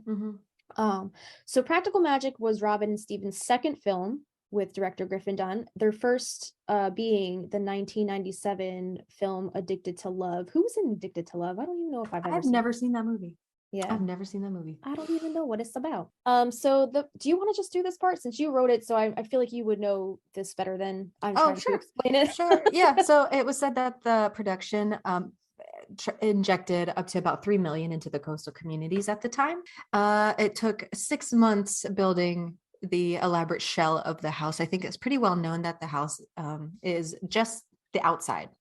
But it took 6 months to build the shell and create the landscaping, the gardens, and the grounds. It also cost the movie budget about $80,000 to rent the location for the duration of the building and filming. So Griffin Dunn, this is in the commentary too. If y'all have the DVD, go check out like the commentary and the extra features. A lot of it came from there. So Griffin Dunn was set on having sunny days, and he really wanted to go against the cliche of like witches and moodiness and like dark, like wrought iron. I don't know if they have the picket wrought iron on the roof, and that's about it. They have a white picket fence, which to me kind of speaks to that cottagecore aesthetic a little more. And it's a little more, it's much more of the whimsical witchiness. I love it. Me too. I want a picket fence so bad. It's so expensive. I know they are expensive. So, but this is kind of ironic because they did end up picking Washington State to film, which is like the gloomiest, supposedly, like right, the most well-known, gloomiest part of the country. So yeah, that's a little ironic. Yeah. So Mary McLaughlin was one of their producers, and she suggested that they go check out the San Juan Islands because her father lived there. Her father was Andrew McLaughlin, son of the famous actor Victor McLaughlin. Initially, Victor was a British boxer turned into a Hollywood actor, and he started at the time of the silent movies, and then he got to work alongside actors like John Wayne when the talking movies became a thing. Are they called the talkies? Isn't that cool? I don't know, but that's a really good, really cool tidbit. I didn't know any of that. Isn't that neat? Yeah. So they scouted. So Griffin Dunn and I'm assuming the rest of his crew went and scouted the area, and they found a bluff that he liked. And I actually found the address of this bluff, and it's part of a county park. So if you want to Google Maps it, it's 15 San Juan Park Road, Friday Harbor, Washington, 98250. Oh, wow. And then shortly afterward, he was told that this was the site of where Indian artifacts were buried, and that it was a possible burial ground. Oh my God. He said that this took the wind, right out of his sails, because it was the third bluff that he had chosen that had been some kind of burial ground. He said he just had a knack for finding them. I have a stupid question. Yes. What the fuck is a bluff? Oh, like a cliffside Okay. that leads down into an ocean. Okay, got it. All right. That And is not a stupid question. that's literally the only other one, or that was like the third one that they found. And that was like, are bluffs like hard to come by? I don't know. It must be. So like if you are part of a Native American tribe and you are sending your family to the next world, like what better place than a beautiful seaside bluff, you know, for all eternity. So did he call their bluff? Excuse me. Oh fuck. So it was he said that the crew they were given permission, they were allowed to shoot there, but they weren't allowed to break any ground. No soil could be disturbed. Okay. And so in order to do this, they had to build this massive house, plant a garden, and give the illusion of some kind of landscape. Can you hear that? My cat is scratching at the door. Yeah. I'm so sorry. It's okay. Shut up. She's trying to Morse code on my door. Oh my God. So they had to plant the garden and give the illusion of landscape for the film. So that means trucks, that means cranes, dollies, people, just cars. So they had to do all this without breaking ground. In order to do this, they had to build a platform. And Griffin said that the garden that was placed there was also on top of the soil, making it like a huge sandbox, like a play place. They could not bulldoze or like dig up any kind of dirt or anything to build this structure. Nothing. Oh, so everything is on. This whole entire house is a platform. It's on a platform. Yep. That's everything insane. Nothing touched. Later on, I think I go on to say that like he says when they took everything apart, the grass was like still green underneath. Oh my God. They God. weren't allowed to disturb anything. So that's insane that they were able to make this house look like it's been there for centuries. I know. I can't wait to talk about it. That's crazy to me. Okay. Go on. So tell me stories, Christina. Tell me stories. Stephen Alish, who I think we mentioned before, was one of the producers, and he says we basically built the house from scratch. It was a magical version of a lighthouse meets residential East Coast Victorian, a giant that a family owned on a fictional Massachusetts island. We built the interior in LA, and the exterior was on the beautiful lot at the San Juan Islands in Washington. We were camped out there for 6 months building it. So the interior, that was all a soundstage? Yep. And there's going to be a few different locations here that we're going to differentiate through. So I tried to make it easier. So yes, the interiors were on a Hollywood set. And this soundstage had like running water, and the fridge worked, and I'm guessing, electricity put in and all that stuff. And it was modeled after the inside. This is crazy. I misread it the first time, and it was like, oh, modeled after a home located on San Juan Valley Road. And I went to Google Maps and I was like, this road's not that long. And I was like, what was it modeled after? But it was the interior that was modeled after a location on San Juan Valley Road in Washington State. Okay. So those are the interiors. The exteriors are shot on San Juan Island. So all the, dolly shots of the outside of the house. And that was the 15 San Juan Park Road that I mentioned earlier. Mm-hmm. And then we have the town, which is its own separate area. So that would be Coopville, which is part of the Woodby Islands in Washington. Yeah, I think I Google mapped the difference between the San Juan Island and the Coopville, and they're like totally separate islands. How far do you think they are? Did you happen to see? I could pull that up right now. Let's see. Okay. While you're pulling that up, I will just read this. Yeah, keep reading. So so we have the three different. So we have the interiors and exteriors that are pretty separated, but at one point during the filming, the conservatory and the kitchen were taken apart on the LA soundstage and transported to Washington, where they rebuilt it and added it to the house for filming, so that they wanted those shots of the ocean through the windows, being able to see the trees blowing in the breeze, and then with the shots from the garden with the house in the background, they could see all the little trinkets and things inside. So it's pretty cool. Yeah. So it says that Coopville is about it says it's like a 2-hour drive from San Juan, but I don't know if there's bridges. I don't know if you can only get from island to island by a ferry or by airplane, but it says the drive would be 2 hours and 36 minutes. Wow. Yeah. So somebody in Coopville, tell us. I know there are listeners in Coopville listeners Yeah, know. tell us all about it. I mean, I've only been to the Pacific Northwest once in my life, and it was Seattle. I was never any further up than that. Yeah, I was only in Seattle this past year for the first time, and I googled. I was like, how far is this fucking town? It was way It's too pretty far. far. It's pretty Yeah. far. Yeah. But maybe, I don't know, let's put out into the universe. Maybe as a result of this podcast, we could take a trip there. Yes, that would be Mm, fantastic. And Please. maybe, wouldn't that be some shit if that was the first time we ever met in person? Oh, Holy it would be crap. fated. Yes.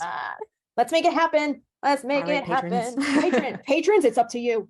It's just Paige. It's just Paige. Paige is gonna pay for our whole trip, and we're over here sending her fucking glitter bombs. We're such fucking dicks, man. Such fucking dicks. Oh my All right. gosh.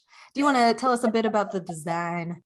Yes. Okay. So the producers were set on having a white house and for it to be very charming. They knew they wanted it to be from the Victorian era, but they were trying to stay away from the Charles Adams style house. Does that mean the Adams family? What does that Yes, mean? ma'am. Okay. Yeah, that All right. spooky Got it. funeral home. Yeah, so they wanted to stay away from anything that looked too occult, understandably so, because this house in this film is very charming, and even in the books, it's described as, even though it has a dark aesthetic inside, it still has like this very charming feel to it. So I can understand People are why just drawn to it. You know, it's not foreboding. It sounds like it's drawing people, always pulling people in. Yeah. You know. Yeah, so they thought that these Owens women would be very tasteful witches, but Griffin Dunn, the director, says it was very important that this house had a light romantic feeling. So they were looking at houses with great characters in movies like Giant and The Magnificent Ambersons, which I've also never heard of. I looked up the house though. It's wow, beautiful. Okay, Yeah. I'm gonna send it to me. I'm gonna have to look at it. Okay. But they looked at houses in movies like those for inspiration, because the houses in those movies were characters in and of themselves. And Denise Denovi, she's the producer, right? She produced this movie. She says it's such a long lineage of women, and in which the house really plays a part in their lives for so many generations, that we wanted to exude that in the character. So then Robin Stanford says there is a whole world inside this house and garden. These women are outcasts, and this place is their sanctuary. And that's kind of goes back to this card, the sacred I love space, that. right? That's their sacred space. So nothing bad can really happen to them beyond the I guess the garden gates. That's their sacred space. So sanctuary. That is their sanctuary. So Alice Hoffman says during her experience, I guess, with the film, by the way, it must be such a surreal feeling to have a whole Hollywood movie based around characters that you created. Like, how surreal do you think that would have been for her? She says, when I visited the set, it wasn't really like wandering into my own imagination. It was like wandering into another person's interpretation of my imaginary world. I was thrilled that it was so beautifully rendered. It gave me a sense of drifting through this magical world, but it was all so real. But I bet it was so surreal to her because she created all of these characters, and this movie would not have happened without her story. So I'm sure that must be hard, you know, as a creator, as you know, like I have a hard time to tell you the truth. Like any changes, I'm like, but why? Like this is fine.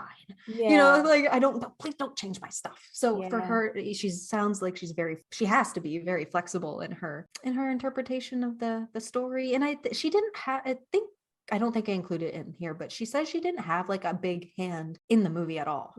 Yeah, it might have been. Yeah, it might have been just like this time that she visited the set. Maybe she visited the set a couple times, but yeah, it seems like she kind of just like stood back, let Hollywood do their thing, and it seemed like she's cool with that. And like, you know, I think a lot of authors understand that when their film is, or when their book is adapted for film, like things are going to have to change for time constraints and glamorization for the screen and stuff like that. Like things are going to have to change a little bit. So I think when you're an author who sells the rights to your story or your book for a film, it might be something that's kind of like understood. I really don't know.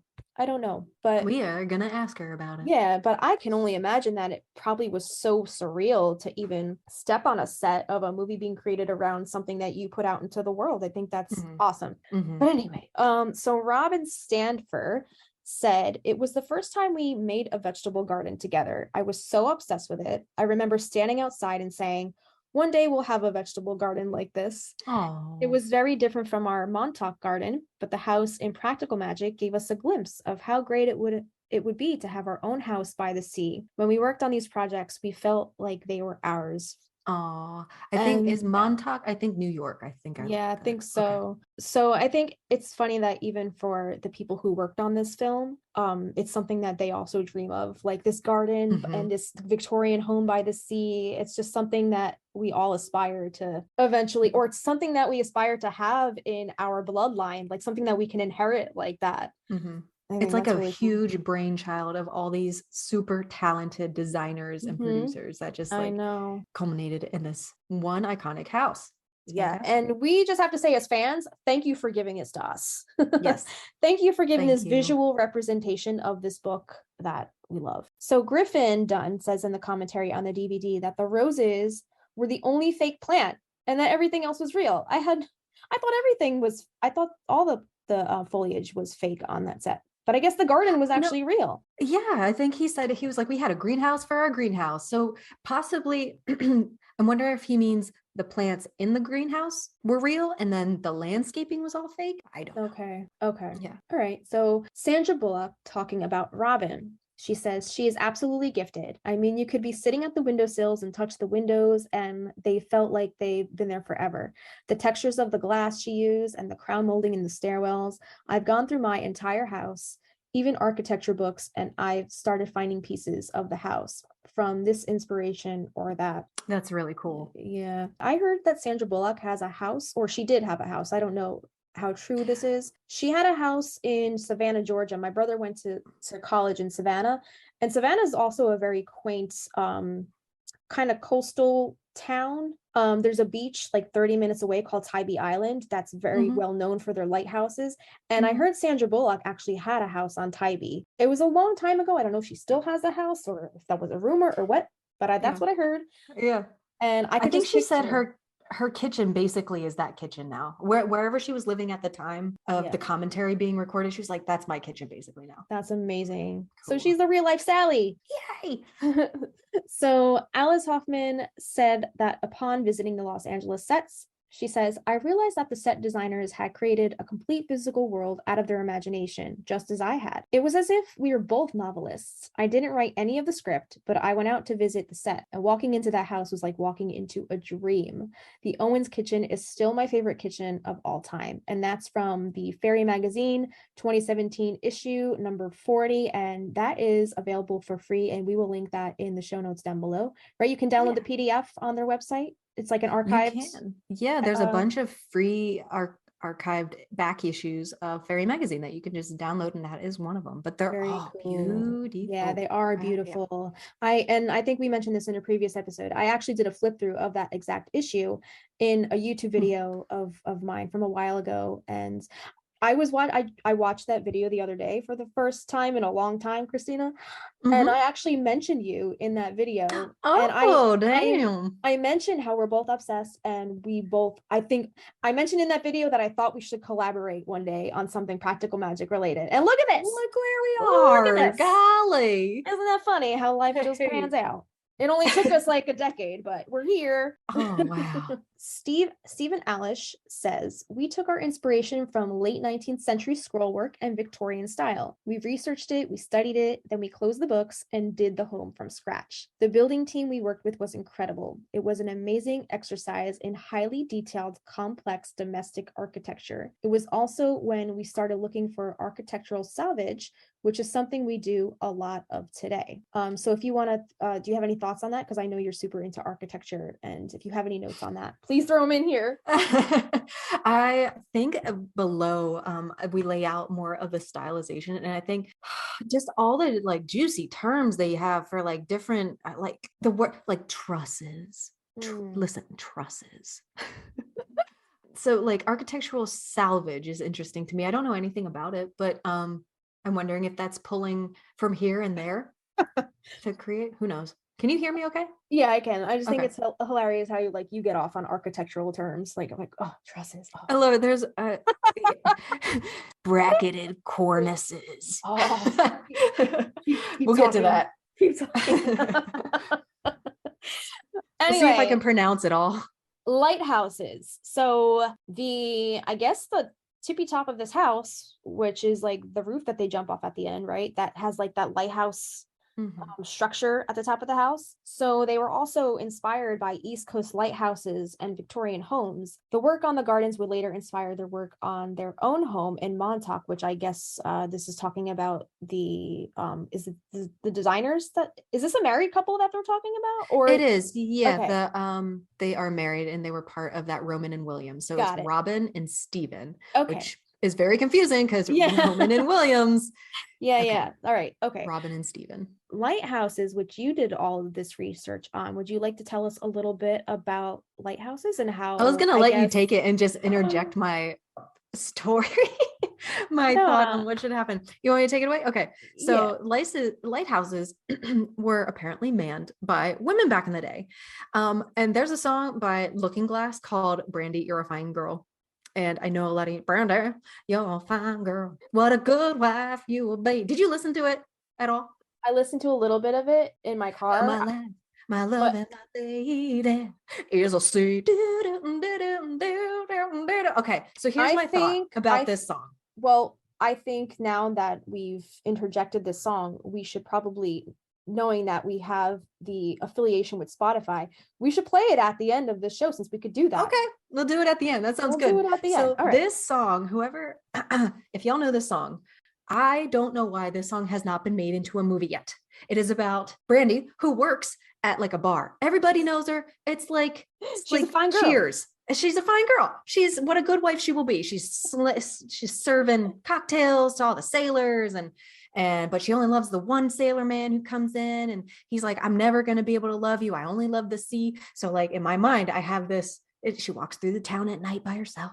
And in like this movie, we have Brandy, main character. It's like the Maria Samuel storyline reversed. Yes. Right. So she loves the sailor who's never around. But in my mind, and I kind of did this in a Sims world, that like she falls in love with like a lighthouse keeper. Oh, who is his brother. Scandalous. It's so scandalous. I like how you have a soap opera going on in the Sims world. What the fuck, Christy? I love this song. So we're gonna, I guess we'll put Looking Glass's Brandy, You're a Fine Girl at the end of this episode. But to give you a little background on, we're gonna deviate for 1 second, that I did not know that women used to be lighthouse keepers. So American women. No idea either. Yeah. Apparently during colonial times, the Hannah Thomas was one of the first names that came up. Hannah Thomas became the United States' first woman lighthouse keeper in 1776. America, after taking over the duties for her husband, John, during his service in the Revolutionary War, which makes sense. Everybody's going to war. The women have to take over. So in the 1900s, historian Cadence Clifford and her mother, author Mary Louise Clifford, identified nearly 200 women lighthouse keepers and female employees of the U.S. Lighthouse Service, a federal agency that oversaw all lighthouses in the United States. And most women became lighthouse keepers by birth or marriage, or took over their husband's duties once he fell ill or died, or as in Hannah's case, her husband going to war. And lighthouses combined home and workplace. The only way to learn how to keep a lighthouse is to shadow someone and learn how to do it, says McDonald. This is going to be linked below. The person's last name is McDonald. Okay. Though some stag lighthouses, I'm assuming that is just the men taking care of lighthouses, and extremely remote outposts were kept by single men. Most other lighthouses were a family affair involving everyone from children to adults and being passed from generation to generation. Isn't that crazy? Yeah, that's really interesting. Like the whole generation to generation thing, because as we see, the house on Magnolia Street is passed on from generation to generation, and you have to be an Owens woman to inherit this house. Yes. So it's not all Robert Pattinson and Willem Dafoe. Yeah, I was just scenarios. Gonna say, like, when I think of Lighthouse, that's what I think of. That movie was so freaking weird, by the way. Did you see that movie? I haven't seen it. So weird. I just remember finishing that movie and I was like, what the hell did I just watch? I love avant-garde movies, don't get me wrong, but like that was so out there. It was real. Okay. Is it worth watching? Should I go? Yeah, check it it's out? definitely worth a watch. The whole time you're gonna be like, what the fuck? But I love movies like that because I like when my brain is fucked. I'm like, yes, give my brain the fuckage. Yeah. I'm gonna be singing Brandy, you're a fine girl. So yeah, architecture, maps, and nautical maritime history are like my top 3 favorite things. There you go. That's all packed into practical magic. Know. Maybe that's what it draws me. Maybe. And I was gonna say something else. Oh, so the Magnolia Street house in the movie. Oh no, I'm sorry. In the book, the house. The house in the book doesn't have any kind of lighthouse kind of aesthetic, right? It's not mentioned at all. Not that I read. Okay. So it was just like a kind of like a movie thing that they were just inspired by these lighthouses. And they just threw it in the movie because it was cool. But it fit in the end because it's like a generational Cleopatra. It totally fit because they're on this like coastal small town, which is supposed to be Massachusetts, which is like a very, I guess, seafaring kind of town. I want to know where Hannah Thomas, the first lighthouse keeper woman, was stationed. I wonder where they were from, if they were New England, see if you could, or where. Dig that I'm gonna look that up. Yeah. All right. While you're looking that up, I will tell you a little bit about the stylization of the house and kind of what they talked about in the Modern Digest. So that is the source of this quote. I'm gonna need you to really put emphasis on how good these words are. Okay. Ready? I believe in you. I'm going to tickle Christina's fancy right now. Ready? Here we go. And if you hear her like, just like, don't mind that. Keep going. We'll edit it out. The home has elaborate ornamentation and is visually quite intriguing. Decorative trusses. Oh, yeah. This is just like architecture porn for Christina. Decorative trusses in the King's Post style are shown along the dormer windows and gabled roof lines. Ooh, gables. I love gables. Atop the central tower is a polygonal cupola, which gives a beautiful coastal lighthouse effect. From the front facade, you see the mansard, is it mansard? The mansard roof with bracketed cornices, dormer windows, and horizontal wood siding. Sorry. Hell yeah. Horizontal wood siding. The mansard roof is elaborated with iron cresting. It was said that Robin created all the wonderful interiors from the few descriptions she found in the book. In Victoria magazine, she is quoted saying, "I analyzed the descriptions of the stairway and the tangle of the vines growing up over the back door and decided it had to be Victorian." Okay, so I guess once Robin kind of read the descriptions in the book, that's when she kind of like, I guess, hit the nail on the head for her, and it rang that bell for her and was like, okay, this house in the movie needs to absolutely be Victorian. Fantastic. Yeah, because I guess she entangled the stairway and the vines and the wisteria. But it couldn't look haunted. That was kind of like such a good job. Yeah. It is the secret garden, like, it is kind of magic. Yeah. She said it had to be clean and white, not fading or cobwebbed. And they did a great job portraying that kind of like whimsical kind of cottagecore aesthetic that we all aspire to. I'm glad it's come back around. Have in our own lives. I know. I love it so much. Can I tell you about the stove? Tell us about the stove. Because I love all these little things, because at one point I wanted to buy one of these stoves because of the movie, of course. But then I was like, oh, I don't know if I could work like that. All right. This is a quote. The AGA, AGA, the AGA stove is almost like a shrine, producer, designer, Robin, said about the range in the kitchen. So I don't know if anybody has an AGA stove or has used it. Maybe you can change my mind, but I think A, they're pretty expensive, and B, they sound a little tricky to use. So she also goes on to say, this is a place where they do all their work. It's where they place the cauldron. So that's kind of cool that it's like their shrine, because it is kind of sided by like 2 pillars, and it has like not a roof, but it's kind of tucked in. It's tucked into cove. Something. It's like a little cove. In a cove. Thank you. Yeah. So an AGA stove is okay. Wait, here it comes. Are you ready for the Cleopatra? Akshebulujet gas accumulator. You did that very well. Thank you. Akshebulujet gas which sounds French, but I guess it's Swedish. So these stoves became popular in England in the 1920s. They run on gas, but they don't have temperature dials. So you're going to find one single dial that maintains a constant temperature throughout all of it. The ovens and, you know, in the front, and the stove tops, all of it. It's always on. So that's why they have those two like lids that come down on the stovetop, because it's hot. It's always hot. So if you look at the front of the stove, even on the Owens one, it has, I think they make smaller ones, but the Owens one has 4 doors on the front, and it has a 5th one in the middle, but I don't really know what it's for. I'm not really sure. So that's for all the ex-boyfriends that just suck. They just throw them in there.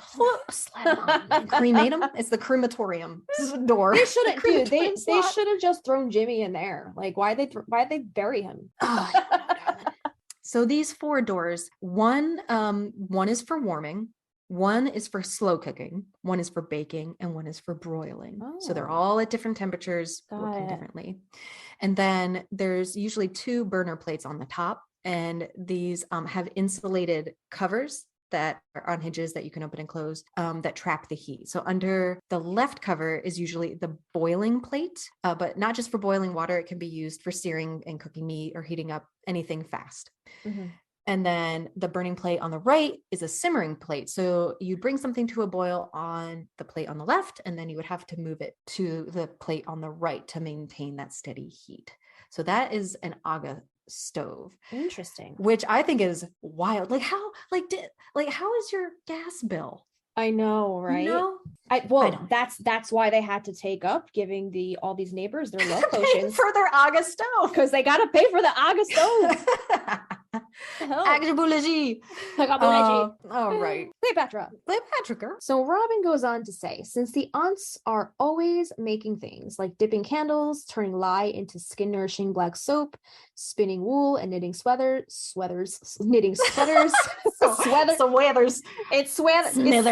It's sweater weather. Robin thought the dining room should double as a craft room. Oh, I love that, with their little spinning loom or whatever.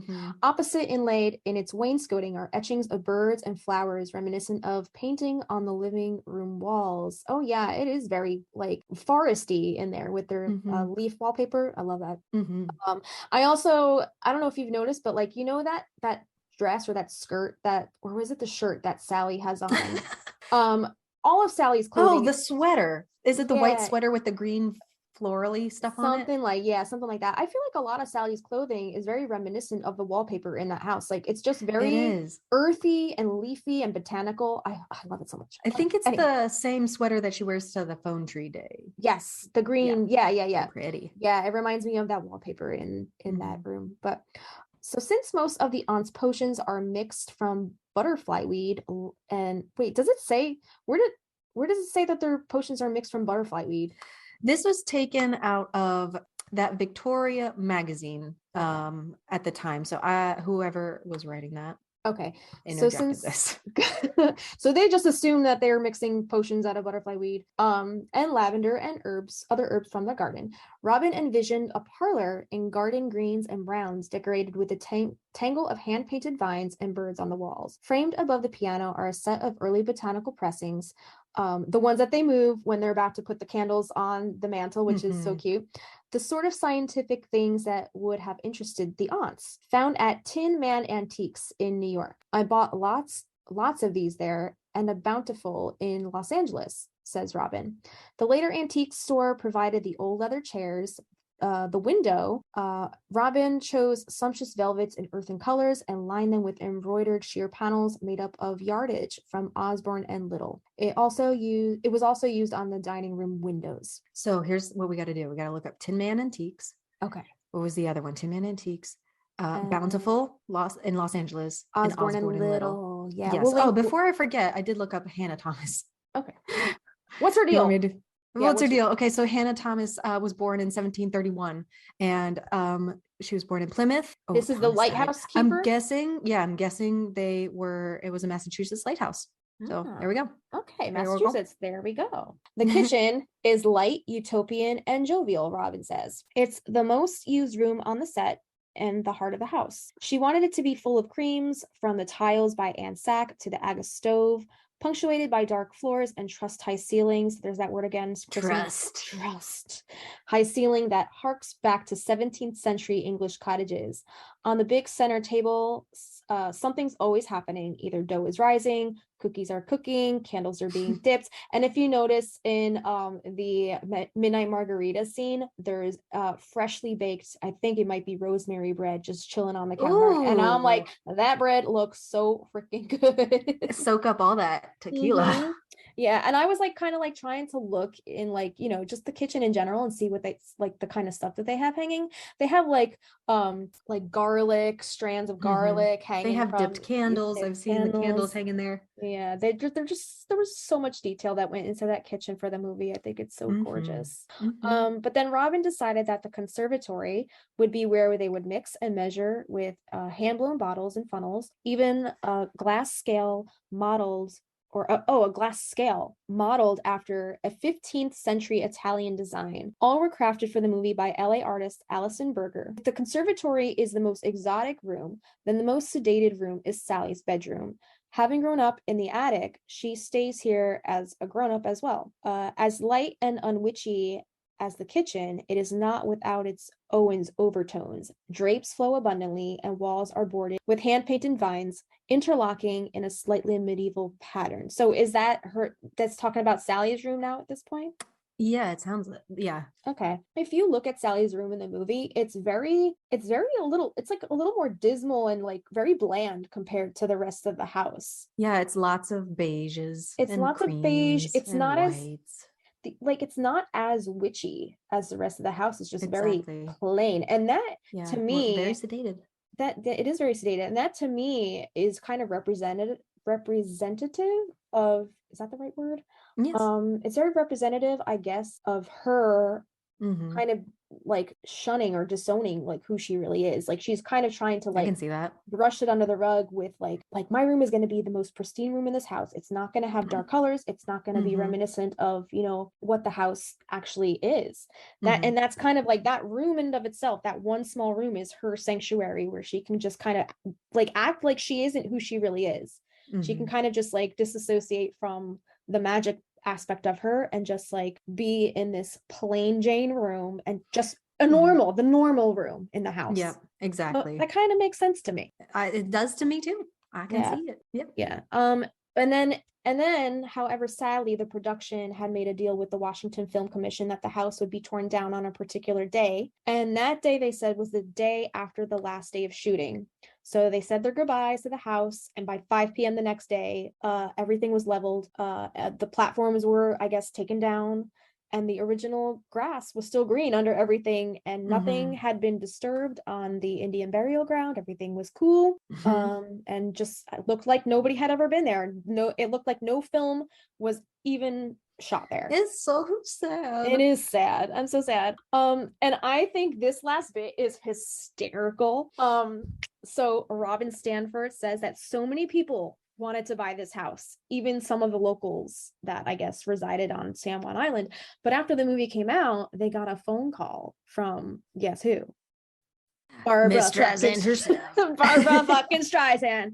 And she said, "Where's that house? I want to buy it." And they're like, "It's fictional, ma'am. It's been torn down, ma'am. I want to buy it. I want to buy it. Cash me outside. How about that?" Yeah. And Barbara Streisand marched on up and she was like, "Daddy, I want a squirrel. Give me that squirrel, Daddy." And they were like, "You can't have the squirrel. It's dead. It has been torn down. It's the squirrel's been dead and buried." And she's like, "What?" Oh. So yeah. Couldn't you just, if they ever redid that house, I could not even imagine how much it could be auctioned off for, because the amount of people that want it is unreal. Yeah. And didn't we talk about that one dude? I think we had this discussion before. There was a dude on Airbnb that tried Kickstarter. He tried doing a Kickstarter to raise enough money to build that house to like exactly the plans, and started as an Airbnb. And it like after one day he took it down. He probably just was like, "I'm in over my head. I can't raise it." Was like a midnight idea after some shablim. Oh, you know it. You know he was probably drunk as shit when he posted that. And the next day he was like, "I have an idea." He's like, "What am I doing? I can't do this." Oh, I wonder what location he had picked out for it. Yeah, I don't even know. If it was on East Coast or West Coast, Yeah, I have no idea. Yeah. But wasn't the ad? I think the Kickstarter was still up there. But Let me go look. yeah, he did. I don't think he took it down completely. I think he just like Canceled it. canceled it. So it's still posted, but it just says canceled after like one day of being live. You're gonna hear me clickety clacking. Hold on. Clickety clack. Discover. I want me to discover a project. Where's the search bar? All right. So actually after this, I think we're gonna take a little short break, and then when we come back, we're going to talk about, we found a really cool article that describes how you can bring a little bit of the practical magic aesthetic to your home. Is that right? So Yeah. there it is. Found Canceled. it? Oh no. Okay. So Okay, here we go. Here's the listing. Oh, it made $6. Practical magic, vacation, home rental, canceled. Ever wish you could rent homes you see in movies? We're starting our first build, the house from Practical Magic on the, it's on the Oregon coast. Okay. Manzanita, Oregon is where he listed it. Wait, The funds he had two backers. It was updated last in 2018. Yeah, like $1 pledge, big thank you, $5 pledge. Yeah. Oh, yeah. That would have been something, huh? He has a whole listing. Yeah, just go to Kickstarter, type in Practical Magic, and it's almost the very last one if you want to read it. We'll put it in the show notes. We'll link it. All right. We're going to take a short break and we will be right back. Right. You're listening to the Magnolia Street Podcast.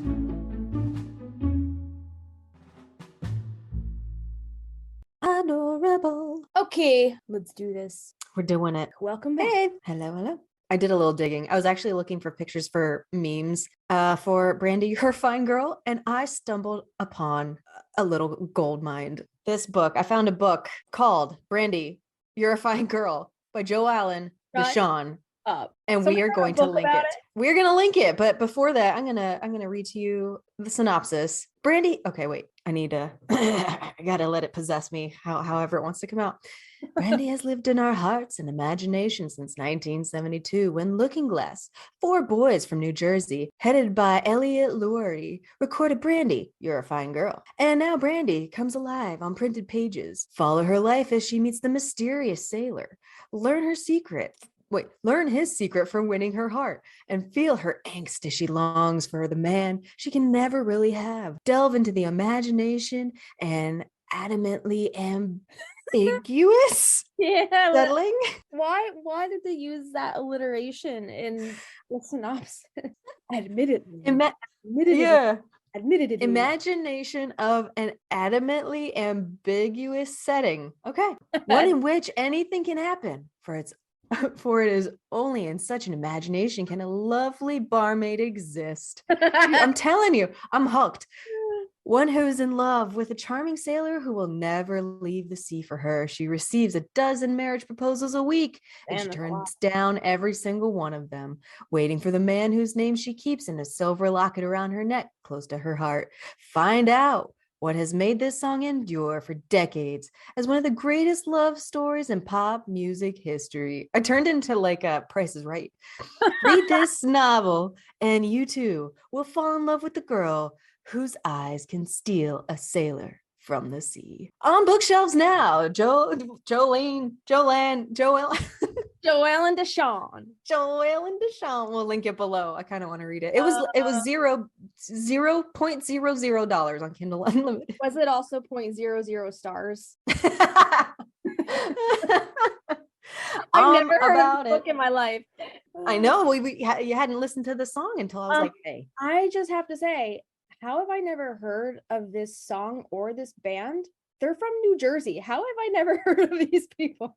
You weren't alive in 72, so I understand. But I grew up with a lot of classic rock music. Like my parents raised me on classic rock. However, this has never come across my desk. Like what? You should roll up to your parents' house. Be like, excuse me. Boombox on your shoulder. Excuse me. Thumping. Have you Brandy, You're a Fine Girl. I feel ripped off. You know what it is? My dad has the same 10 Beatles songs on repeat since I was a kid. So that's all I know. That's all I know is just. That was your John Lennon and Paul McCartney reference earlier, I think, in this episode. Like, where did you pull that from? Were you not a Beatles fan growing up? Or I was a Monkees fan, dude. Okay. Only one monkey left. Oh. Oh, okay. Let's keep going. Let's keep going. I think it's on audiobook too, right? So you can listen to it. Is. I think I saw on Kindle an audio book reader. Who did they get to read that? I looked into doing like readings for Audible, and you have to like audition. Oh, and I'm like, I could do this. Doing this with you, trying to read. I was like, there's no way I could do Audible. No way. Or if it's safe. Fuck me. All right. I think we're going to tell you a bit about how to add the Owens flair to your house. And this has taken almost the first little bit. I think I kind of jazzed up a little bit, but this is all from housedigest.com. It will be listed in the show notes. And there's quite a few. I think there's like 10 big points we're going to hit, and we're going to expand off of those. Oh, but before that, I think we would just want to take a stroll through the house. Take a stroll with Justina and I through the rooms a little bit. And we're going to just discuss what we love about the rooms. You told me about this site. I've never heard of this site before. And this is really cool. It kind of has like a sim kind of feel. Like this girl took the Owens house. You said she drew it to scale? Yeah, Heather Aspinelli, I think. I'm not looking at the site. Rendered a Heather Aspinall. Say the last name again. I'm sorry. Oh, it's Heather Aspinall.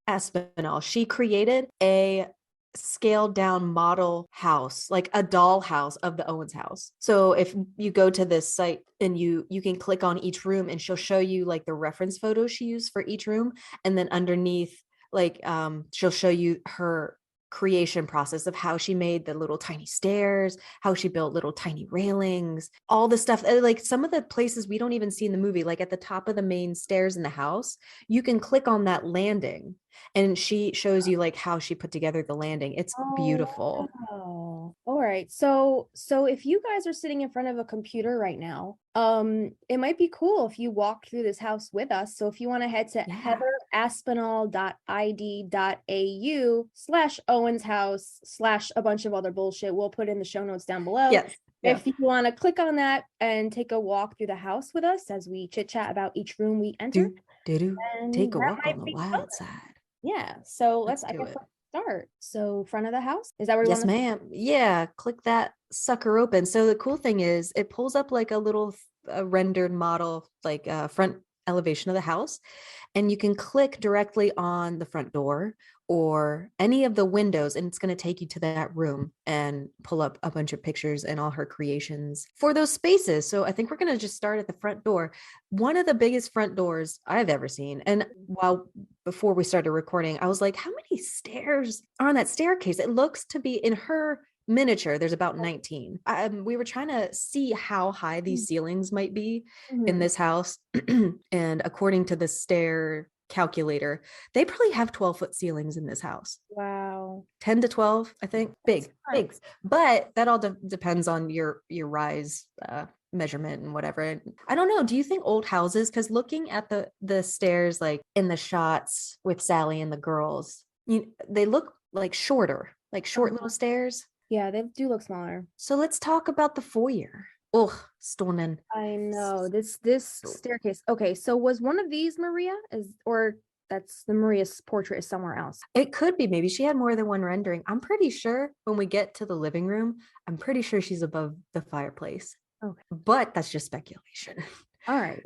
So to paint a picture of what we see here, you want to go for it? Tell us. Oh, sure. We got we're standing in the foyer, and like when you first walk in, you have double doors to your left and double doors to your right. I think they swing open. It looks like they swing open, but I think that would be so cool. Do you know what pocket doors are? If they have pocket doors? Yeah.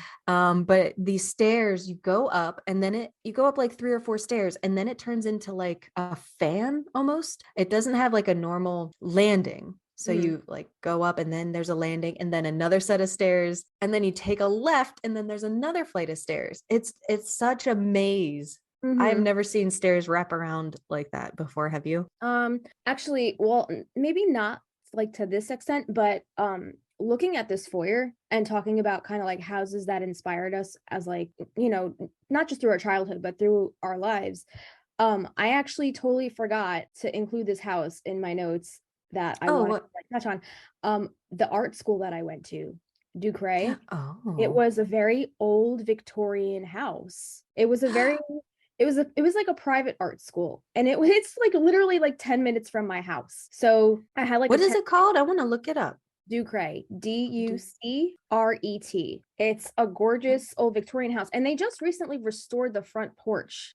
It had its moments over the years, like it was falling apart for a little while there. And I remember when I went to school there, they were having trouble getting funding to like fix like minor things like leaks in the ceiling. Like there was a whole amendment to the house that they made, and like a whole addition they put on the back of the house to kind of like, I guess, be more of a school.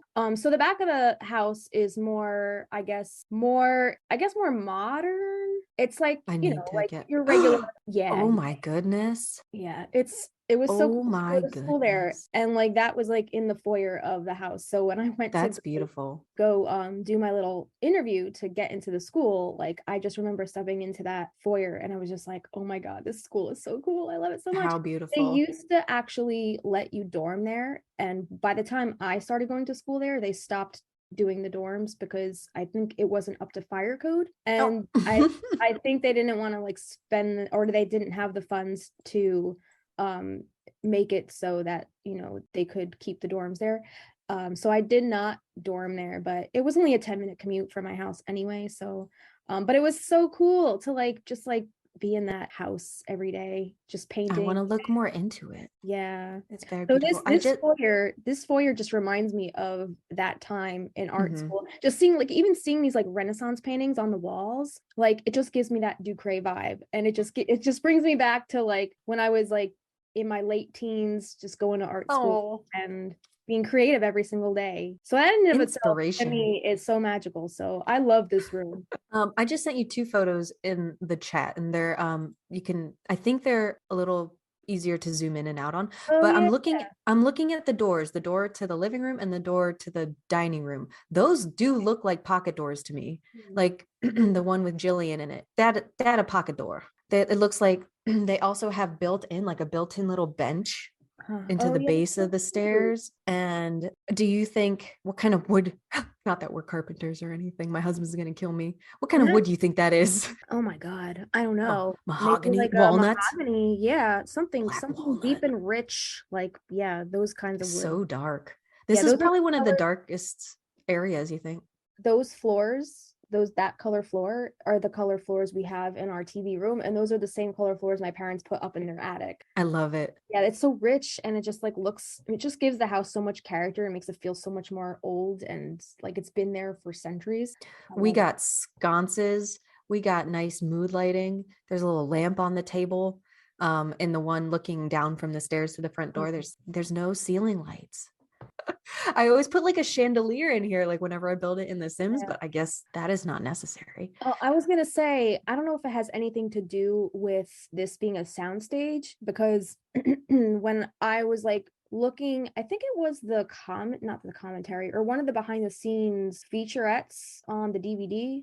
I think you can see how the ceiling is kind of open with like stage lighting and stuff. So maybe that's why they don't have any kind of ceiling lighting on there. Right. Ooh, stunning. Ooh, this picture. Ooh, I love this. Is from the Victorian magazine. I think so. Oh, so it does look like at the top of the stairs there is a ceiling light, but it's more like a lantern. I'm sure it's electric, boogie woogie woogie, but still they have a sconce in going leading up the stairs also. My God, that's a beautiful stairway. That has a ceiling on it though. Yeah, what the heck? That has a ceiling, man. And it's got beams. It's got decorative cornices. More architecture porn for you guys. Yeah. I love how it's just like so warm with like rich browns and golds. And you know what? I think that's probably why people associate this movie with autumn so much. Yes. It's because the interior of the house tones, not so much the outside, because the outside during most of the movies, like everything's in bloom. Like it's not really fall outside till the very end of the movie, but I think the interior of this house just gives off such autumny vibes. Like look at the rug against the floor, and like the golden like hues of the lights against those cream walls. Like everything is just so cozy and fall. I don't know. It has such specific detail. I agree with you 100%. I'm looking at the wainscoting, which it matches. It's the same color as the stairs and the floor. As it wraps around like to the left, it doesn't keep going all the way to the door. It stops like at the edge of the stairs there. I'm like, oh, who decided that? Yeah. That's such a little minor thing, but oh my goodness. Did you want to comment on the posts to the stair, like those little pointed posts? Oh yeah, I love the posts. So there's 1, 2, 3 that I can see, and they're large. They're probably, what do you think, like 2.5, 3 feet long? Yeah, they're and it's a decorative. It looks like a spire, like a big pointed, like if you took a square and it's like in a cone shape, but it's pointy as shit. So you wouldn't want to get your hand on it. I love it. I think it's beautiful. And if you look close, it's got like a little cutout. So it's like hollow in the middle. Yeah. It also kind of reminds me of the Ollie mansion where I got married. It was very much kind of like this, like a lot of deep dark woods in like the main part of the mansion. Like again, they did a whole addition to the venue to make it fit more people for weddings and stuff like that, but the main part of the mansion, like the historical part of the mansion, looks and reminds me a lot like this. So me and Avi actually have a picture in the stairwell of the venue, and it kind of has that kind of medieval cathedral kind of aesthetic, which is very reminiscent of what's going on here. The dark woods, I guess like the banisters and the railings, just That's very awesome. A lot of cool details like this. I'll have to show you one of those pictures where we're in the stairwell, because it reminds me of this stairwell a little bit. Oops, I just sent you an assload of photos. I'm so sorry. I was trying to pick one. Yeah. The place you're talking about, is that, I only remember a picture of you and Avi standing with like a skeleton, like in the middle, like holding hands. Yeah, that's the venue. Yeah. That's the place. Interior is so cool too. Like we had our whole cocktail hour in the library. They had a library there. And it's got just like old bookcases filled with like old books. And it has such like a charming vintage kind of feel. I'll have to show you some of those pictures. So in the living room, I always thought it was like a dead end, but apparently there's a door there. There's a door in the living room that leads to a back door, which I was like, the fuck? So I guess if we move from the foyer and you go to the doors on your right, it's going to lead you into the living room. What do you want to hit first? There's so many little details. Well, first of all, I love how Sally's just sitting there smothering herself. The pillow over her face. Yeah. I think we touched a little bit on the wallpaper in this room, right? Yeah, we did. I'm just seeing all the vines and stuff. You don't get to look at it too much in the film. I think that mirror, that half crescent mirror, gets a good spotlight in a lot of articles I've picked up and read. This room is so comfy cozy, all the velvets and warm colors again. No, I mean, they need above lighting for filming, but just low lighting, candles. I would not feel comfortable, because in the picture I'm looking at, there's like candles all over the place. I see 1, 2, 3, 4, 5, 6 sets of and a candelabra. Like, that's a fire hazard. Yeah, I don't like taper candles. They make me so nervous. I have some on my table, and the only time we light them is if we're sitting there. But my cat Odin will just knocks them over almost daily. Little electric ones, you just twist them and they just glow. I have those too. Cat friendly. Do you think one of the only scenes we see in the living room is the Jillian possession scene? I think so. They don't sit in there too often, right? They're busy. Yeah, they're always in the kitchen. So, and the garden. The kitchen and the garden and the conservatory is where they spend a lot of their time, it seems. Yes. Understandably so, because they're kitchen garden witches, if you want to consider them that. Yes, ma'am. But again, this room has a lot of those same warm, autumny, rich tones that carry throughout the entire house. And I love how they carry the wainscoting, like the dark all the way around, all the way through the house. I love that. I'm thinking of going dark with some of my walls, because my living room's pretty large. Yeah. And I feel like it would make it a little more cozy. It would warm it up. Yeah, we have our living room is just like a bland gray right now, and we want to warm it up a little bit. Avi wants to do the wainscoting, but he wants to keep everything very like white and clean. I'm just like, I want to go mahogany. I want to go dark. I want rich colors. I want like that dark academia feel. He's like, this house is too new for that. I'm like, okay, let's go into our Victorian house then, because it's just paint. I know. It's Joel's Um, pint. Yeah, but all of our molding is already white, so I'm not sure if that would match carrying it into there. But I love this fireplace. I wish I had a fireplace. You're so lucky you have a fireplace. I wish I had a bathtub. Jeez. I have a For bathtub. a while, I didn't have one either. That looks like part of the dining room. I think we're going to do an episode at some point on wool spinning because in the dining room, the aunts have a loom, they have a spinning wheel, they have a contraption that has a specific name that's in this photo that Justina and I are looking at that will wind. You're supposed to take balls of yarn, like the skeins you get, and re-put them in your own smaller balls. And the little device, I think, unwinds it all and keeps it like nice and organized and stretched correctly. Okay. So so on the wall there's those skeins of yarn that are like twisted. Yeah. So I think after they put the yarn on this thing that spins and lays it all out, you pull all the yarn off all at once. And if you let it hang naturally, it spins itself up like that. Oh, cool. And it stores itself that way. I forget what it's called. My mom's gonna kill me. But look at that. Look, Your mom does that? have she does loom weaving. Yeah. Oh, cool. She's so cool. It looks like they're ready for like Maybon or something. They have a little vase of wheat chilling in the corner. Oh, yeah, I didn't even notice that. I'm looking at like the Renaissance paintings. I'm looking at those awesome, what are those, like starry or floral curtains? The gauzy, yeah, that looks like Of those little gauzy curtains. curtains. I love how like it's like a mix of sheer and then the rich dark curtains around it. And that Again, the wind. chandelier- Oh, go ahead. I'm sorry. Oh no, I was just looking at the chandelier. It looks like some of those are bent a little bit. It looks like, yeah, they've been there for a while. Somebody Yeah. knocked into them. Yeah. Jimmy's ghost. I was gonna comment on the wainscoting, and here looks a little different. There's like cutouts and love a that. lighter piece underneath. And if you look farther up the wall, kind of where it meets the top of the corner of the window, there's that little ridge of molding that goes around. And I think that's a picture like where you would hang pictures before. If you didn't want to put holes in the wall, you would hook something into the picture molding So that's and let it hang.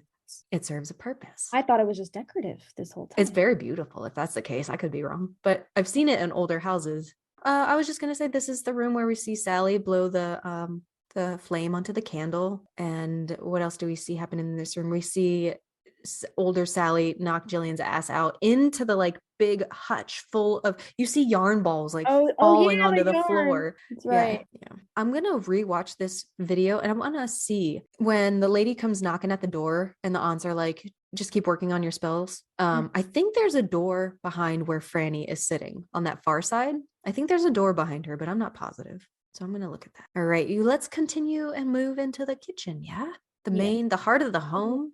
Man, this house really is like a rabbit hole. You can just spend days just exploring this. I know. And it's a shame we don't see like the back of the house, I think, because that in itself, I know above the conservatory, there's like a half bay kind of window. And I think that's said to be Jetty's room. So let's say what is it? 6 women. So like the aunts, Sally and Jillian, and the 2 daughters. Say the 2 daughters sleep in the attic, right? Right. Jillian sleeping up there too, you think? Yeah, probably. So Sally's sleeping in her room. Jetty has that bay window above the conservatory. Where do we think Franny's room is? To above the living room, you think? Yeah, that's the thing. The house is like so big and we only see a few rooms out of it. So let's start here. Look at those trusses. The trusses. Look at those trusses. Oh my gosh. Stunning. Stunning. Cathedral ceiling. I know. So cool. So little inconsistency. Uh-oh. Architecturally wise. If you're looking at the exterior, right, it has the conservatory and then Jetty's room. I don't think it would have this vaulted ceiling because the vault has nowhere to go. It would be going into Jetty's room. Oh yeah. It's just something I'm thinking about. Yeah. So my question is, so you know how there's a door at the top of those stairs that go up the lighthouse? There's a door, like it's like a half level. How do they come out of there? Do they sneak from the dining room when the aunts are like, keep working on your spells? They go up the big stairs and circle around and come down those stairs? Maybe. Because where does this door come from? Where does that door lead? Yeah, is my I don't question. know. I'm sorry. Question. Good question. I love the open open shelving, Yes. just shelves on the bottom. Initially, like looking at the kitchen, I was like, where the fuck is their fridge? It's in the pantry. It's in there like a little apothecary pantry. Oh. I was like, that makes sense. That makes Yeah, total sense. That does make sense. That's where It's they keep all their inconvenient. ingredients. Yeah. Yeah, that's super inconvenient. I'd want my fridge in my kitchen. Tell me your thoughts. I like You- how there's that counter, like a island kind of, what do you call that? Just an island, right? Yeah. It looks like just a table, like a breakfast table. I love how it's just like Another one. wood. It's not like an actual like island. It's just like an old farm table, and it's communal. Like people come there to bake and talk and chat, and it's just a space Mhm. where everybody can come and just get together. And that's where we see all the women in the phone tree. They're just like hanging out around that table at the end, kind of Mhm. just chilling and chatting. And I love that the table looks like unfinished, like it doesn't have a sheen or it's shine very to it. barnyardy, which I really love, and it's very Yeah. earthy. Here's And I another love how they always have baked bread, like freshly baked bread on it. I It's know, just and like foamy. full bowls of fruit. There's pears just chilling on the table. Oh, pears was like a big motif that I was finding throughout the movie. Really? And so one of the things we'll go over is just like and like how to bring the vibe to your house is just like highlighting glass. And that's definitely evident in the see-through cabinets. Yes. I love see-through cabinets. Yes. But I feel like you kind of have to have your shit together in order to have see-through cabinets. Otherwise, it's just gonna look like a clusterfuck of garbage. Yes. Like all of your dishware kind of has to be very uniform. All your glasses have to be very uniform. Everything kind of has to match and have its place. Otherwise, it can look very cluttered, I think. So, but I think so love too. cabinetry. I think they'll have like I would have all the mismatched stuff I get for as like gifts and shit would be in the pantry. You know, only, which is kind of how it is now. Well, we don't have all of the stuff that's out on our open shelves is glass, but we have like 4 or 5 mugs that are just they're in their own, as long as it has its home. All right. So can we talk about the sink real quick? I want a white farmhouse sink so bad, and my husband is not for it. He's like, they're so hard to keep clean. He wants stainless steel. Yeah, I have it's not porcelain. I don't remember what it's called, but it's not stainless steel. It's some kind of like, I guess, quartz or some kind of material that absorbs stains, and it is a pain in the ass to clean. Mine's the same way right now. I hate it. I'm like, Avi, can we please get stainless steel? He's like, oh, you're on for it. Oh man. Yeah, so I just want this Owens style kitchen, and I don't think a stainless steel sink is the way to go. I know it would not be ideal, but in reality, like to clean that all the time is kind of they make gorgeous black farmhouse sinks like that. And I think that might be on the flip side to that. Black also shows like lighter stains. Oh, you're fucked either way. I had in my parents' house when I lived there, the sink in the bathroom they since took it out and like they updated it. But for the longest time there was a green granite or green porcelain sink, and like literally you could see the toothpaste. No. Up, like you had to clean it every single time you brushed your teeth, because like it would accumulate and you would see it. So I think it's either way, there's going to be stains that show either way. There's always upkeep. So unfortunately, the Owens don't have any stains. I think stainless steel is the way to go. But I know, but it's Hollywood. They're allowed to have their farmhouse sink and have it never be dirty. I know. It's witchcraft. It's witchcraft. It is witchcraft. They got copper pots. I see Pyrex. I see clutter. I see food. I see cooking utensils. Garlic. Are those dipped candles on the wall next to the candles? Garlic? Yes, ma'am. There's bread. We got bread on the table. We got a corded phone on the wall. Oh yeah, that was before days of the internet. Look at that. Look at that. Or cordless phones. There's no iPhone, no smartphones. You have to still be attached to the wall to talk to people.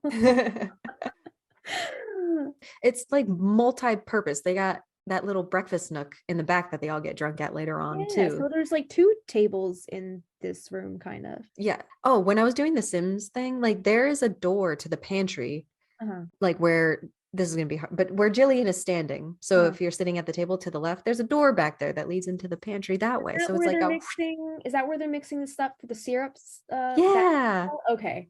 I love how the cabinetry here kind of creates a little archway into the next little seating area by the window. That's so cute. Cornices. So cozy. Cornices. Oh my gosh. Have you seen, I'm sure you have, the Stevie Nicks video with Sheryl Crow? Yes. And they're like outside the stage of the Owens house and they're like looking in the little breakfast nook window. I think is adorable. Yeah. What else? So we got the August stove. Theirs looks like it has two burners on the top, but it also has like the flat plate for like the Skittle. Taste the rainbow. Skillet. They're cooking up rainbow placenta rainbow bars. Even their the nook that where their stove is has cornices in the corners. It does. I never noticed that. I love how it just like creates a little cove around the stove. The stove cove. The stove cove. All right. Should we keep scooting or do you have any other thoughts about kitchen? Oh, here's the pantry. We'll go into the pantry real quick where Aunt Jilly is helping the girls make the syrup. Right outside of those windy stairs. Right. So this is across from the stairs, not in the little cove where we were talking about before. This is like right at the bottom of the windy stairs, right? Wait a minute. There's two doors. Two?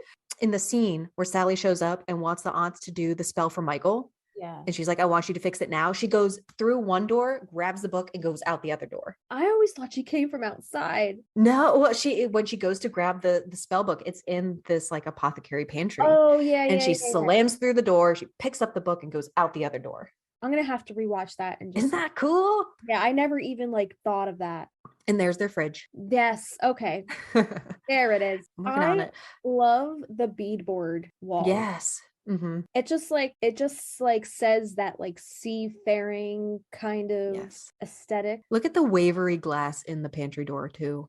So you have a hutch. It's behind you. Is that where you keep your herbs and things, or do you have a separate space? Yeah, that's where I wanted to fill the whole things with herbs because I have no bookshelves right now. So it's kind of like the center shelf is books and then just the bottom is like my herbs and stuff. Oh, punky. And then the top, I just have like little knickknacks and stuff. But I eventually want to get bookshelves, like floating shelves for the wall. So then I can eventually fill the whole thing with just my herbs and jars and stuff. But I also want to put some herb jar shelves like up here and around my desk too. I definitely need more storage for herbs. I want a hutch like this though. That's freaking sweet. I love how they not only use like see-through canisters glass, but they also have like this green, they got blue bottles, brown bottles, green bottles for those volatile herbs, volatile ointments. I don't know if you're a big fan of the dollar store, but the dollar store has a lot of cool stuff like that sometimes. I am a fan of the dollar store. I just got a few bottles from there. I'll have to wait. Hold on. They're on my dining room table. Let me show you. Okay. I'm ready. So whenever I go to the dollar store, I always scour the glass aisle.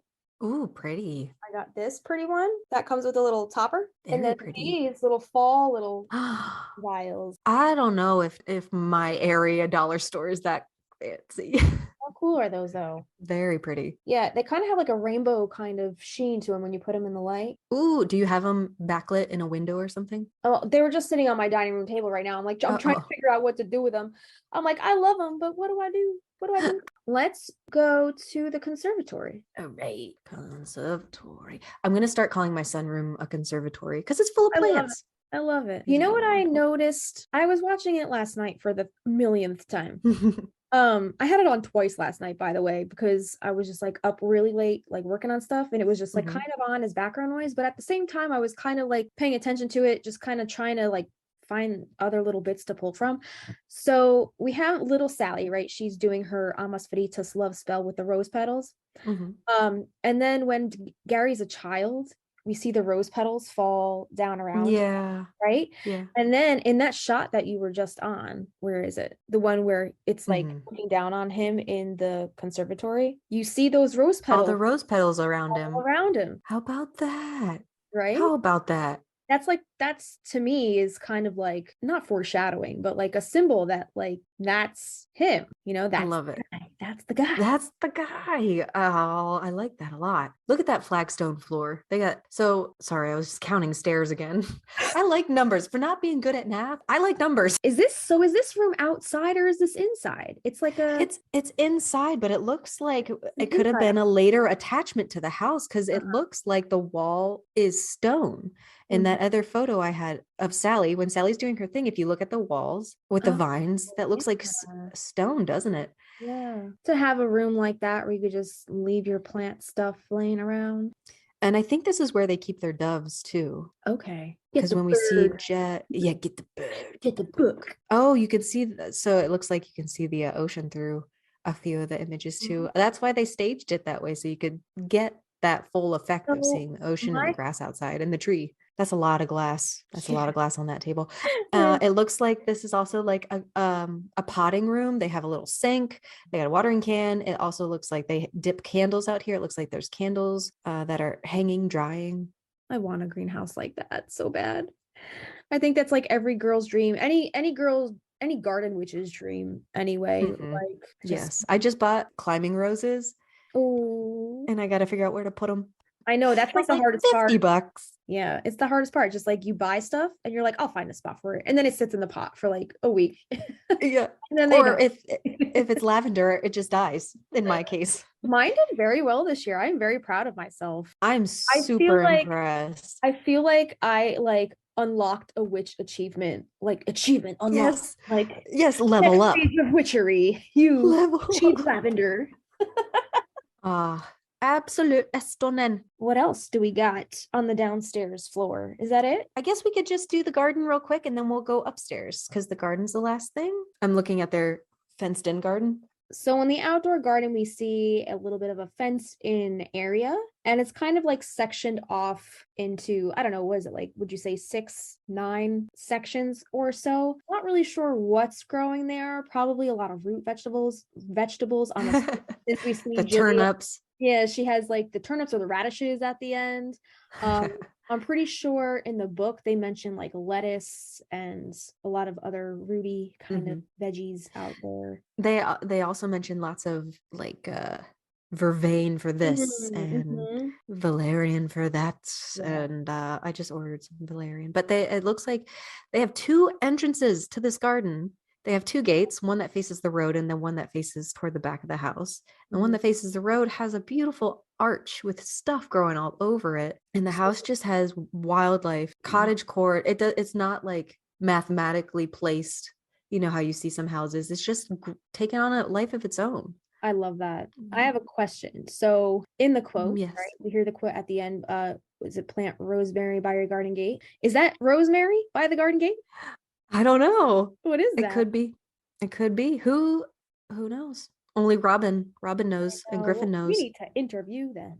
But that would be They something. have If at it- the beginning- they paid that much attention to the detail, if that were actually rosemary, that would be so cool. Mhm. We only see at the beginning of the movie when the girls are with the aunts outside. They're at that big table. Mhm. We don't see it ever again, but it's on the Oh, garden side of the house. It's like past the garden. They Uh-huh. have like another a garden with chairs that are like carved out of stumps. So it looks like there's like cherry blossom trees or dogwood trees. Everything's blooming. Would you say that's the side of the house that Maria's cabin is on? I think in a wide shot you see her cabin. What side of the house do you think the famous magnolia tree is on? Oh, I don't know. If we're going to be seasonally correct, this movie takes place, well, we know a lot of it takes place in March, right?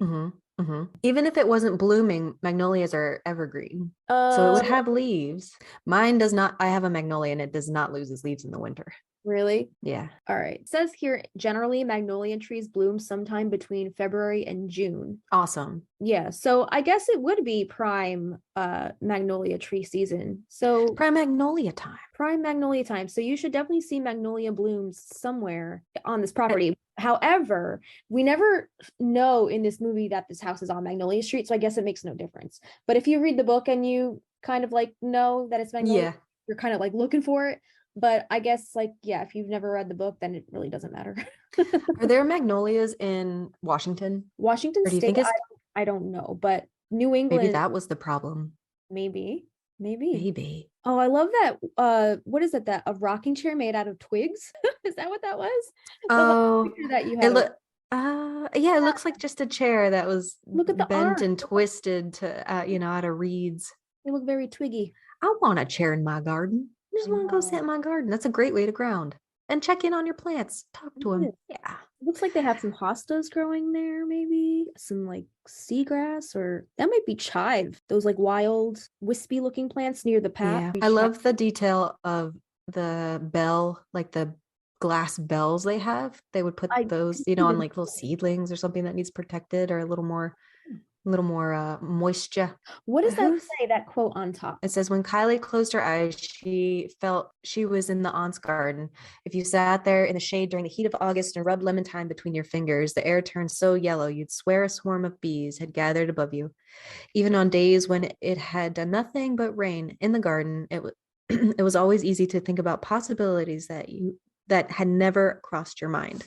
I love that. It really does just like take your imagination away to another place. And then we talked pretty detailed about Sally's room before, and that it's very, you said it perfectly, that it was like the most normal room. There's no real decorations. There's candles on the mantle. There's a little green plant on a side table. She's also got a leather chair in her room and a rug, but that's it. Yeah, it's very bare bones. A little mirror above the fireplace. There's one picture which I cannot make out here we go, that I cannot make out what it would be on the wall. So is that a little box on top of the fireplace right there? Mm-hmm. Do you think that's Michael's ashes? Oh, my heart. Right? Oh my God, my heart. Okay, it could be. Because they never really go into all the details that happened following his death, right? So we really don't know anything about that. Ouch. Yeah. Okay. It's interesting that they put the headboard against a window. Yes, I agree. I've seen that. I think they do that in Gilmore Girls also. It kind of bothers me. Like, don't do that. It bothers me too.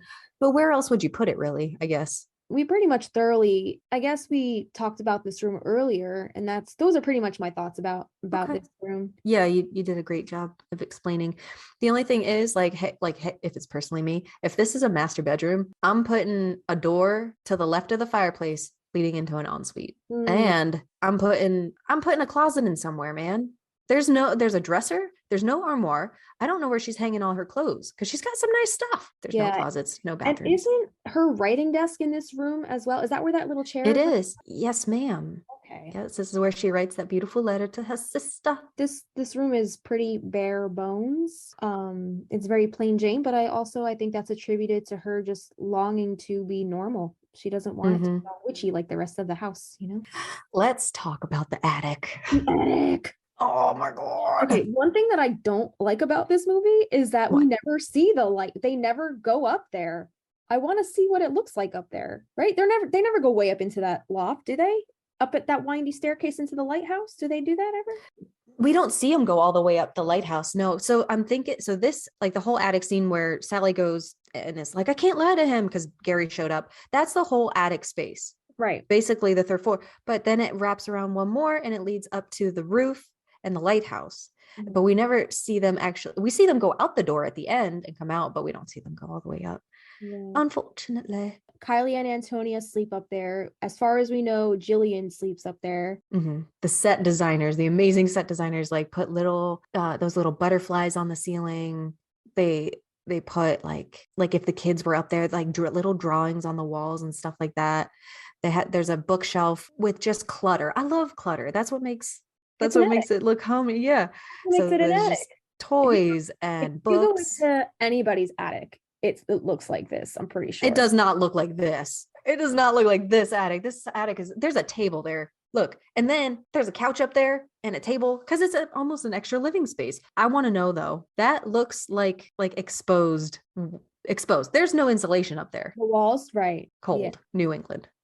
Hot New England. Yeah, I mean, it's whatever the elements are doing outside, you're gonna feel it in that attic if there's no insulation. So I'm not sure how practical it is to actually be living up there through the harsh hot summer months and cold winter months. Mm-hmm.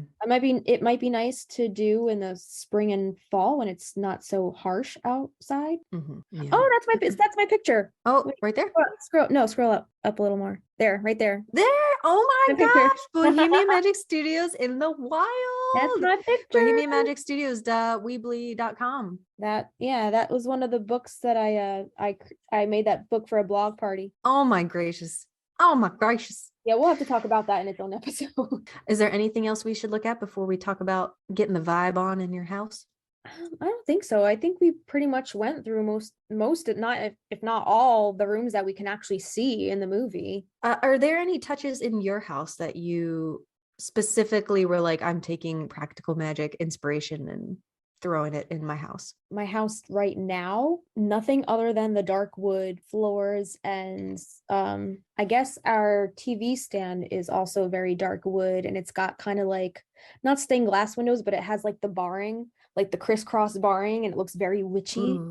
Did you have a Victorian couch at one point? Didn't you have a black couch? I have velvet black couches in my living room. I'm looking to get rid of them though, because they accumulate all the cat hair and I just hate cleaning them. Can you send me a picture? I don't know if ever I could pick them up, but that would be something. If you have a cat though, it's not a great idea. Just my cats are black though. Yeah. The hair accumulates though. So I hate cleaning them. And I guess my dining room table is very reminiscent of not the barn aesthetic, but it's dark, very dark wood with like the barn slats. And one side we have the chairs and the other side we have the bar bench or the we have that too. Yeah, it's like one side's the bench and then the other side's two chairs. I guess the dining room has a little bit of that aesthetic. And then I also found some like old vintage pewter candelabra sticks at like a unique thrift store for like, I think it was like $6 a stick. So for like $12, I got a really cool set of candelabras, candlesticks, and I like to put them on the table with a nice like, was it flannel tablecloth in the fall, and like just put pumpkins and make like a nice autumny tablescape and just warm the room up a bit, because the walls are, like I said, they're very plain gray, which we're trying to go with a gray neutral, but now we want to warm things up a bit. So I think we're going to end up painting that room to be a more warm environment. But yeah, that's as far as the practical magic aesthetic, I guess, inside my house anyway. We're trying to be better gardeners.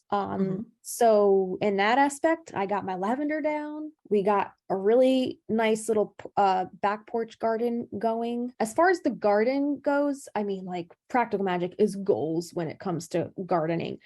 But you know, I'm doing what I can. It's just nice to take little bits of inspiration from that movie and apply them to my own living space. Yeah.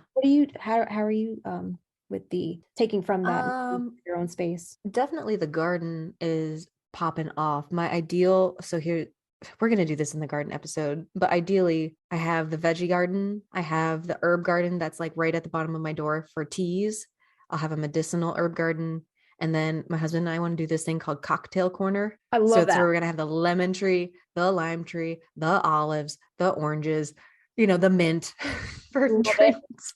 That's awesome. So we have that. Lots and lots of plants outside. But inside we have like an old farm dark table. We have I call them like pilgrim chairs, like the old spindly chairs with the arched back. We have 2 of those and a matching bench with arms. They're black. And we have another like colonial, like a pilgrimy chandelier. It's plain like wrought iron looking black with fake candles, and a big dark hutch with all my tea herbs in it. And we got the fireplace. Huh? Did you just pick up a hutch? Was that the one you just picked up from somewhere? I picked up the hutch. I was like, it's $50. Like, I'm gonna, if I can, I was like, if I can get it in my truck and out of my truck by myself, set it up. My husband like can't say no. That was $50. And we had a little like drink cart before, but it was nothing that could hold what we needed. Right. $50, solid wood. Yeah, man, that's a good deal. That's a steal. I do the same shit. I drive around my neighborhood looking at people's trash they put out on the side. They have last fall, I was on my way to work, and a house right around the corner for me, I saw they put out a vanity, like a little makeup vanity, and it was this gorgeous black, I guess, I don't know if it's real wood or if it's like that fake kind of wood, but like it was this gorgeous black kind of wood, and it had like the ornate detailing on the drawer, and Ooh. came with a little bench, and I saw it and I'm like, and I backed the car up. And I called the number on the it had their number on the side of the road. It says $50, call this number. So I called. I was right outside of their house, and she's like, "Oh, I'm not home right now, but if you want to come by later and pick it up." So I was like, "All right, can you hold it for me? I'll come back later and I'll come get it." So I went back. You're like, because I'm looking at it right now. I'm here. Well, I'll slide the $50 under your door. I was also on my way to work and I was going to be late. So, and I didn't have any room in my car to get it back to the house. So I had to wait till I got home from work, wait for Avi to get home so he can bring the truck over around the corner with me. So that's what I did. I got home, called her, and drove over with the truck, paid her the $50 cash, brought it home, and it's in the corner of my room, and I use it to do my makeup, and it's so cute for $50. Reduce, reuse, recycle. I mean, the top needs a little That's cool. refinishing, and the bench needs to be reupholstered, but it's another project down the line I can do. But now I have a cute little vanity makeup bench that I barely paid anything for, and I love it. Sweet. Yeah, it's very. I really do want to warm up. I want to warm up my walls also because mine are all gray. They were wild colors when we moved in. I think our dining room was like peacock green. Our kitchen was brown. We had a bunch of different colors going on, so I was like, I'm just gonna paint it all the same color and figure it out later, and that's what I did. But now I'm ready to warm it up a little bit. And we have a conservatory that has all my stuff in it. And this year, since we have like bigger plants, like we have the lime tree and the lemon tree, like all that stuff's, it's still in pots. We haven't planted it yet because it's pretty young. All that stuff's going to come inside over the winter, so it's like nice and strong for the spring. Yeah. So that thing's gonna be filled up. And so our dog used to stay out in the conservatory, and I felt so bad. Like, he's just a baby puppy, so it's not insulated, cold, and it's cold. So we put a little space heater out there for him. He has since gotten better, and he stays inside now. But I'm like, I think I need to put my heater out in the conservatory to warm up my plants this winter.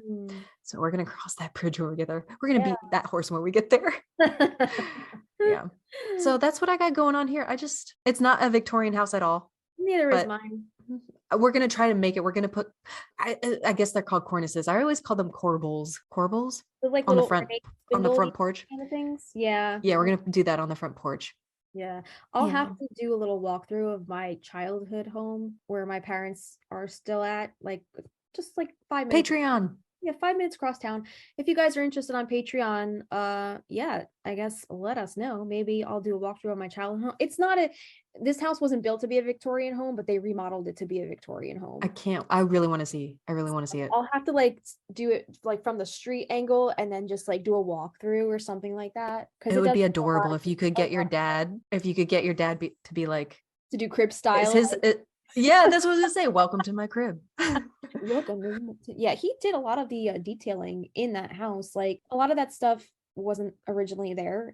The house was built in, like, I want to say 1990, maybe 1989. I don't know. It was a 6-year-old house when we bought it, and that was in the early 90s. So it's not a dated Victorian home at all. He made it to be that way. But he did a lot of like the little ornate I guess the trim on all of like the coves and the corners, and oh, sweet. I'll have to show you.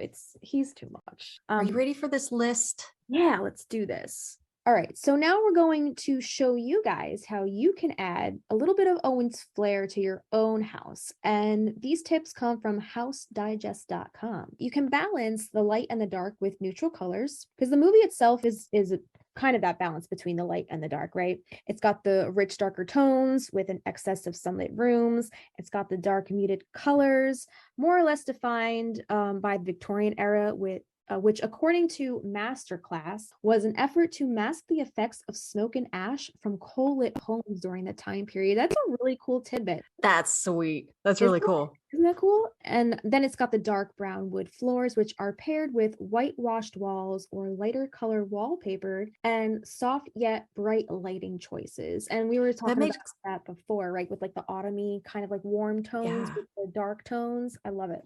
That What do you makes so much sense to have a dark floor if you're Mhm. working with fireplaces and stuff like that. To protect against the I guess so you don't see the smoke and ash, I guess. Mhm. And then it says using dark neutral colors in your spaces can help replicate this effect. Use dark rich browns and gray tones with lighter white or cream colors. You can even use a soft green if you're looking to keep some color on your walls. And if you can't paint, try this with your furniture. Use darker wood or black finishes with white or light touches or vice versa. So it's like Sweet. a balance. You want to balance it out. So next we have adding a rustic farmhouse kitchen and adding some of those kind of touches. And we're not talking like Chip and Joanna Gaines rustic farmhouses. Let's get real. So farmhouse style, particularly in New England, showcases beautiful patinas and distressed wood beams. Trusses. As designer Cheryl Rosenberg tells The Spruce. Isn't that a website? Thespruce.com? I hear that site all the time. The interiors are simple, approaching utilitarian because farm life isn't precious or luxurious, she says, all of which can be found in the Owens kitchen. That makes sense. It's not decorated. There's no glitz and glam. It's all functional. Rustic. And so this is all like your mileage may vary budget wise, but it says invest in a large apron sink, not cheap.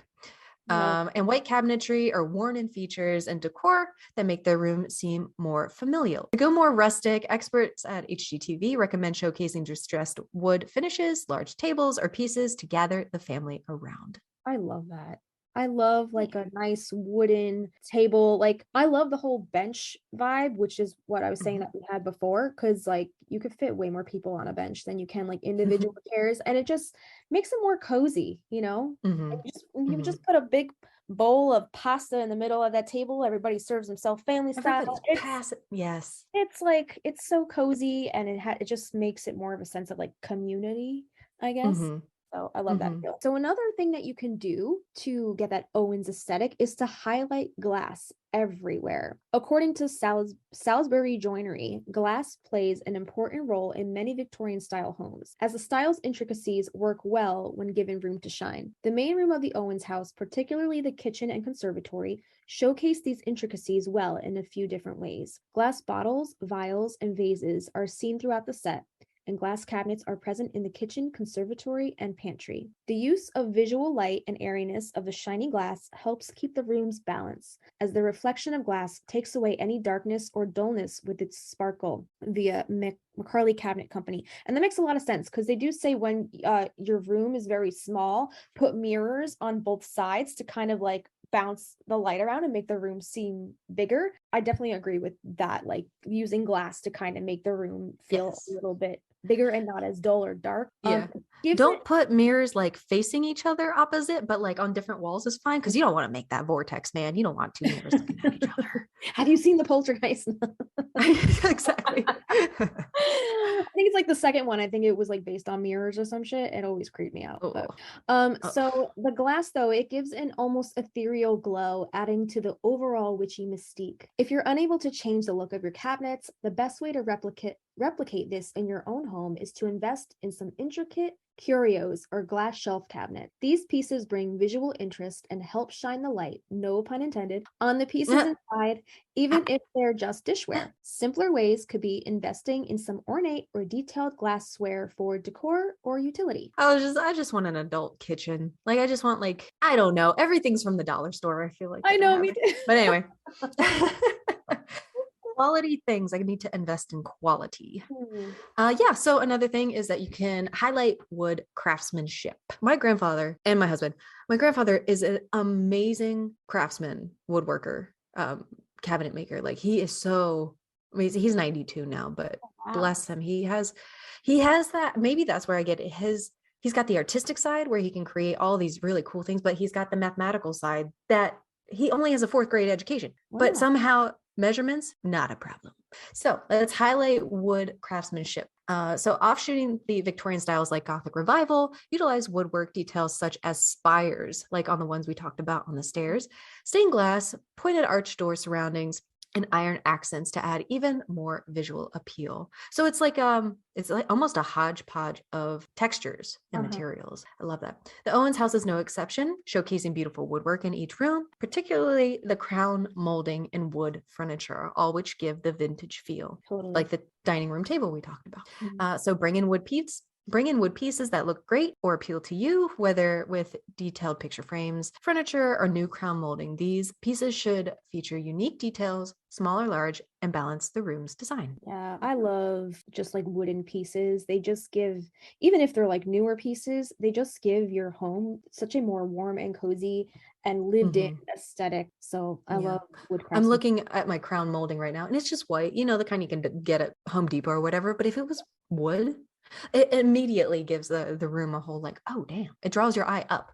100%. It just makes it also feel very more finished, so here's how you can create your own conservatory or greenhouse. First of all, you need light and nature. If you don't have a green thumb, that's okay. You can hang fake stuff too.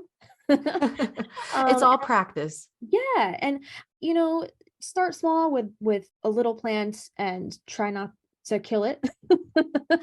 Or that's always the sign of a green thumb, though, is like you have quite a few plants in your graveyard, because that's how you learn. Yeah, I mean, even the people with the green thumbs have certain plants that they just don't know how to, I guess.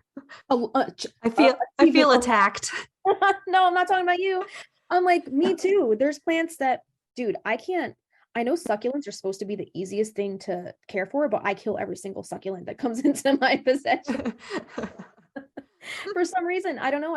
There's certain plants that I just don't know how to achieve and unlock. If plants are not your thing, you can always get the fake plants just to add a little bit of greenery, just the aesthetic of the greenery into your space. So yeah, you can also hang plants from your ceiling to turn your existing porch into a quasi greenhouse with an abundance of planted pots. Incorporate flowers or greenery in small glass vases or votives in a well-lit spot to make it feel like there's more of a conservatory in your home. And even add furniture.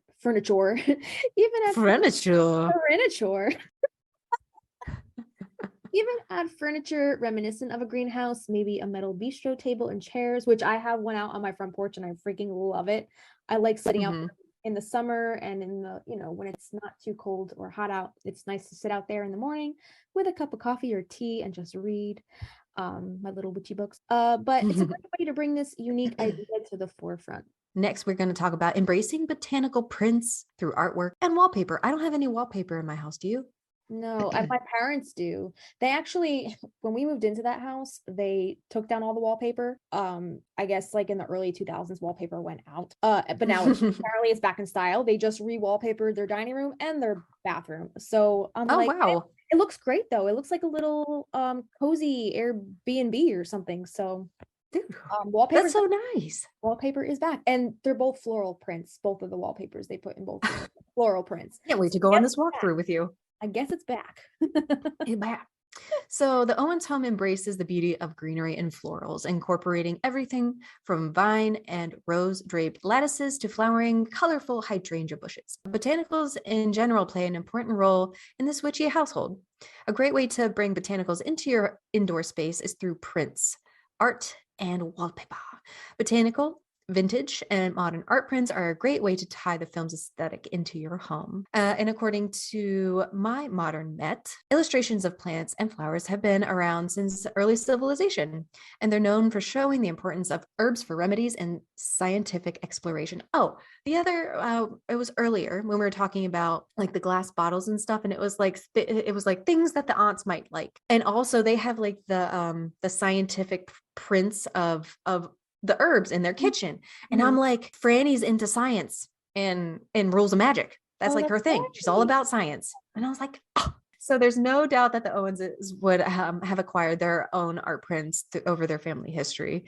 But you can decorate your home with similar prints to copy their witch aesthetic. I know you can go to almost any website, go to a Walgreens, get it printed out. It's really affordable. And then you find a frame at Goodwill, dollar store, frame it up, get a wood frame, You know, Yeah. I think that would be nice. Also, there Give it a- are I think if you go on like Wikipedia and search any kind of herb, they usually have those like old scientific illustrations. You can just print those out, frame them, like find them anywhere. So a gallery wall of prints would bring these lovely pieces to your room's forefront, and you can subtly weave them into your existing decor by adding them sparingly around your room. And that is via 1 Kings Lane. All right, so another thing you can do is go bold with your walls. Many rooms in the Owens house have at least one accent wall, and these walls don't stray away from color or prints. Examples from the film include the beautiful warm yellow tiled wall behind the stove in the kitchen, or the floral print wallpaper in the living room area where the coven performs their ritual at the end of the movie.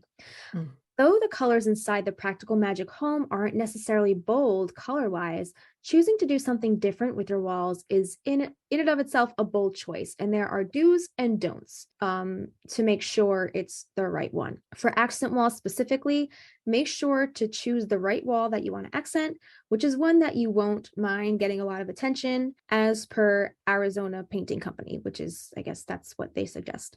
Or if you prefer the whimsy of full-blown prints, take that bold approach to your own home and add wallpaper to your spaces. Ideal Home recommends several ideas to best fit the room with this design element, including matching wallpaper with complementary tile, paneling, and decor. To better go with the practical magic home theme, stick with dark neutral tones, florals, or warm white tiles, ensuring that the balance of the light and dark in the space remains. Yeah, it sounds like in the kitchen, definitely that tile is big, that it's not a bright color, but it definitely is that shine, I guess, you know, the different texture. Yeah. Makes the bold statement there. Let's talk about archways and creating them wherever you can. I love arches. So certain areas of the home, the Owens home, such as the upstairs bedrooms and the foyer, portray Gothic revival elements like pointed or lifted archways. Pointed? I They guess do? the one in the kitchen, right? Isn't that a pointed arch? Remember It is? Remember you said, how can it be pointed if Franny's room is above there? I got it. They're not talking about a doorway, like they're talking about the ceiling. I got it. Yeah. Okay. These elements add a dramatic essence and remind you that you're standing in an ancestral home of a magically powerful family. Oh, I love that. The sweeping curves are beautiful, but most people assume that they are only displayed in centuries-old churches or historical buildings. But you can use arches in unexpected ways, meaning they don't have to just be over hallways or entrances. See, that's where my mind was. I was like, hallways, entrances. You can also use them in wall niches, Little niche. cozy alcoves, or closets. There are at least 3 styles of archways possible, all of which can help you do things like creating an interesting nook in an open space, or just making a walkway more interesting. And this is via Style by Emily Henderson. Yeah, you can also create vaulted ceilings and the beams of your dreams. Oh my God, can we make that? Beams of your dreams. Beams of your dreams. That's a meme. So vaulted ceilings were representative of wealth during this period, since they contrasted against smaller homes with low ceilings, as per Bindley Hardware Co. With the Owens house, using plenty of dark wood accents, more ceiling height means larger windows and more light, finessing that balance once again. Though we can't have all the dramatic ceilings, creating the illusion is easier than you think. The best way to do so is bring as much attention to your ceilings with architectural details, including highlighting beams, using paint, or incorporating molding. Don't you have beams on your ceilings in your house? I have a beam because there used to be a wall there and we knocked it down. And I was like, I just want the joist. I don't know, just expose that shit and then we'll stain it, and I think it looks sweet. That's so cool. I love that look.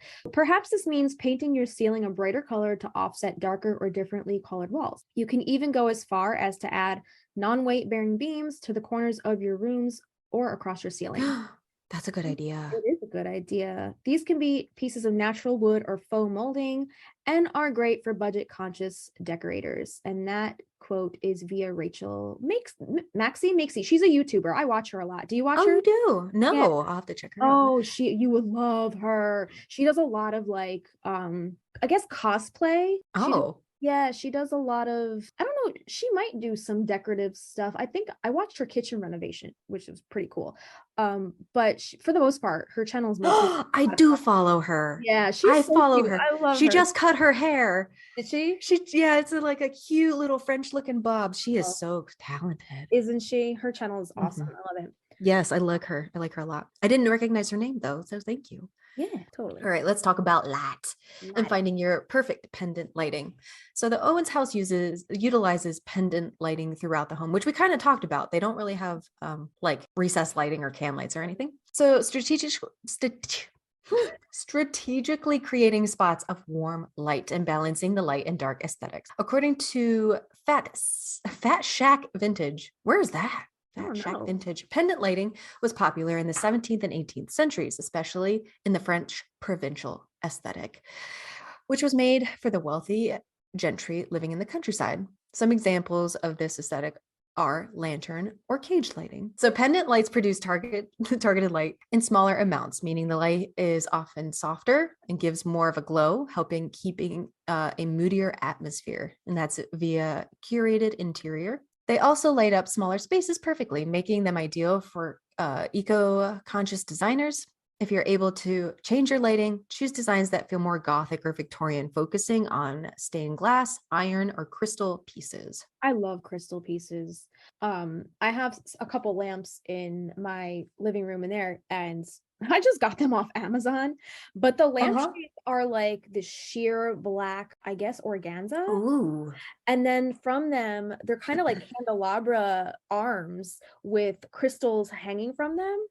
And when the light like hits them, it just like gives this like soft glow to the whole room. It's they're so pretty. I love, and they're like $40 a pop. Like you can achieve like a really nice aesthetic with on the cheap. Yeah. We have in our living room a tiny lamp on the mantle, and then we have like a hanging like cage light in the opposite corner, but we have those Wi-Fi bulbs that like you control from your phone, and you can like adjust the lighting so you can make it like candlelit color, which is nice. I love it. Yeah, dude, I love the whole smart bulb thing. Like we have them all over the house too. They're so much fun. I mean, you can make them any color. So sometimes our dining room is like red, sometimes it's purple, sometimes like. Does yours do like party lights where it'll like strobe through different colors? Ours does that too. Yeah. They're so creative. I just love that. It just like brings a whole other like mood lighting to your space. And I don't know if you noticed, but like in the movie at the end during the coven scene, everything is so like backlit so nicely. Like it's like blue in one spot and it's like pink in the other. And the lighting in that scene at the end, I don't know if you've ever paid attention to it before, but like check it out. Like, do you mean when they're doing the spell, or do you mean like after that? No, like while they're doing the spell, and like before the whole scene while Jilly's in that room and the aunts are kind of like, I guess, talking to Sally. That whole room is just lit so beautifully. I love how they light it. But anyway, all right, what else we got? So what else we got? Play up your heirlooms proudly. So this is basically, I guess, paying tribute to your ancestors, right? Show off your familiar or friendship connections. You can do this through any means that you prefer, whether through family vacation pictures, souvenirs from your travels, or even unique and meaningful keepsake. An underrated heirloom could be simply fabrics or blankets you've kept that are handed down, that are more traditional. And that quote is from Art and Home. And this can also include velvet, damask, or brocade. Is that the right? How do you say that? That sounds right. Brocade pieces. And you can use them as accents in the room, such as turning them into curtains or pillows. And another thing I just want to add to this little section, like I said before, you can go to like a unique thrift shop and get pieces on the cheap, and they look really unique and antique. Also, you can get mismatched picture frames. You can even spray paint them all gold or all silver, depending what your aesthetic is, and kind of make like a grid, like gallery wall with some really like old antique family ancestor pictures, if you have anything like that that's gone down.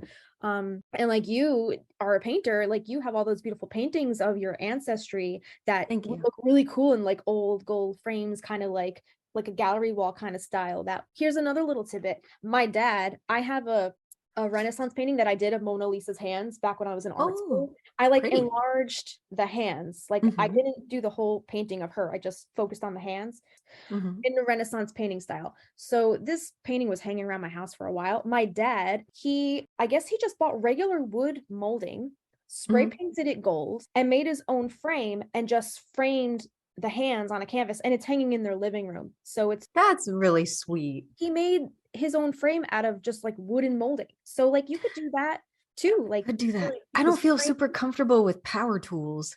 And you know what? If you have like a weird relationship with your family, like go with your friends. Like go Mhm. do a little photo shoot with your friends and put a sepia filter on it. I love that idea. Let's talk about letting out those lighthouse vibes, Brandy. Ooh, let's do So it, bring baby. this coastal energy indoors with island or lighthouse inspired decor, from small shells and artwork to cooler tone color walls that remind you of a beach or of the beach. House Beautiful recommends tons of ways to get the nautical feel within your space, from using vintage accents like trunks or old maps. I love maps. To adding stripes And I wherever love you can. trunks. You like the trunks? Yeah, The dump trunks? you could fill those with such cozy blankets. I love trunks. Another way to help tie in the practical magic theme further is to use wooden details, such as decorating with built-in benches, driftwood, console tables, or rustic kitchen accents. And that is via curated interior. And another thing about those built-in benches, they're also great storage for, I don't know, True. blankets, board Yeah. games, whatever. They're just Yeah. great extra storage to have as well. So this says fill out with ivy and vines. Fulfill those cottagecore fantasies. Yeah. Homes.com notes any room in the house could benefit from these green additions. You could use them to decorate the empty spaces along your kitchen walls, the edges of your framed art or mirror, or perhaps an entire wall in your bedroom, draped over your headboard like a fairy tale bedroom suite. Popular trailing plants are widely used to create living green walls, but depending on where you're located and the amount of sunlight you get, this might not be the most ideal. Luckily, there are plenty of artificial vine styles. They require little to no maintenance, cost less, and are non-toxic for cat owners. And I must say, one of the first things that I did in my kitchen when I moved into this house, I kind of like stole a bit from my parents because they did this in their kitchen. They put like fake ivy around the top of their cabinetry because there's a little space between the ceiling and the cabinet. So I just lined that whole thing with just like fake ivy, and it just brings a little more life into the kitchen, even though it's fake. Like, It's green and it's texture. green. Yeah, that's all you It's need. breaking up that space. Sweet. So our last one is adding details everywhere. The clutter that we talked about earlier. Yeah. So Victorian styling was highly motivated to leave no space empty. That's so true. According to Ron Nathan Interiors, the art of finishing decorating was making sure every surface was covered in decorative pieces, from tables and mantles to windows and couches. Though this practice often wavered into excess, it also brought out a home's character that could be hidden behind every heavy drapery. Every heavy drapery. Though this practice, I thought you were like this, like, please God. No, what you just said reminded me of that Dana Carvey skit where he's like chopping broccoli. You remember that? Oh my gosh. Should we just keep that in the way it is? All right, behind heavy drapery and fabrics, and that is via Quality Bath. There you go. Watching Practical Magic, you might notice that the set designers filled each and every room of this house with detailed pieces that just make the set a real home. The same can be done in your own home to truly get the feeling of living in the world that the film takes place in. Minimalism is simply out of the question. But apart from Sally's room, it's still very warm. Right. Though it doesn't mean you need to go full throttle. Curate bowls and intricate dishware to display in your kitchen. Utilize candles and vases to fill open tables and vanities, and add plenty of plants throughout your home. No detail is too big or too small. I will say I've noticed I have a thing for candlesticks. I went to like a community aid when I visited my family a couple weeks ago. I came home with like 4 or 5 different sets of candlesticks.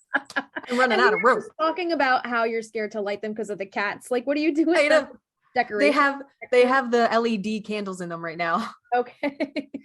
Oh, you mean like the pewter candlesticks, not like the actual candles. Right. Yeah, Okay. yeah, they're not pewter, they're like metal. There's one that's glass that has like the little finger holder hook thing. Yeah. Love me a candlestick. Something that Justina and I discussed was it's giving you guys a little something. So in talking about the house, I know I've beat the horse relentlessly with saying how special this house is to me. He is a dead horse right now. This house is actually, I use it as kind of technique when I'm trying. I don't meditate. I'm really bad at closing my mind down, but I know there's different techniques of meditation where you can walk yourself through a home and continuously go through doors. And I do this with the Owens house. Like if I'm trying to fall asleep and chill out, I'll start myself outside and I'll go through the house room by room and imagine myself going and touching things and going through the kitchen and then going upstairs. And we thought it would be kind of a cool idea to share like a written and or audio meditation of walking Love through the to Owens do that. house. Yeah. Yeah. So if you need a little relaxation time or help falling asleep, you can close your eyes and I'll take you through the Owens house with me, and that'll be a part of Patreon. How's that sound? Yeah, I How love does that that. That's sound? so cute. And we can do a variety of these. Like, I guess Yes. start with this and see how it goes. And then if you guys really enjoy these little house walkthrough meditations, we can continue doing them if you like them. Yeah. What were some of the other ideas? Or maybe like a meditation in the garden, Yeah, a meditation cool. over tea, like with the aunts, something like that. Yeah, that's So so let us know what you guys would cute. like. We hope you enjoyed our house. That we might do another house thing in the future. Oh yeah, We don't totally. know, but I think we Sure for about right the now. house, but yeah, I think we covered a lot for now. We beat that horse dead. He's That's gone. right. Well, it is always a pleasure chatting with you. I can't wait to do our next one. So we just created for the lower end tiers, if you guys are interested. I know you guys are probably dying to know what kind of discussions and topics we have coming up. So we have added some calendar. We had a calendar until the end of the year, right? Through December. Yep. We added a couple calendars to kind of showcase all the upcoming topics we have through December.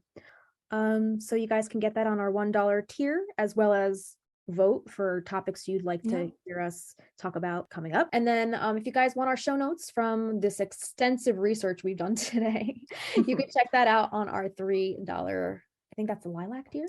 $3 tier. Yeah, it's $3. Yeah, $3 tier.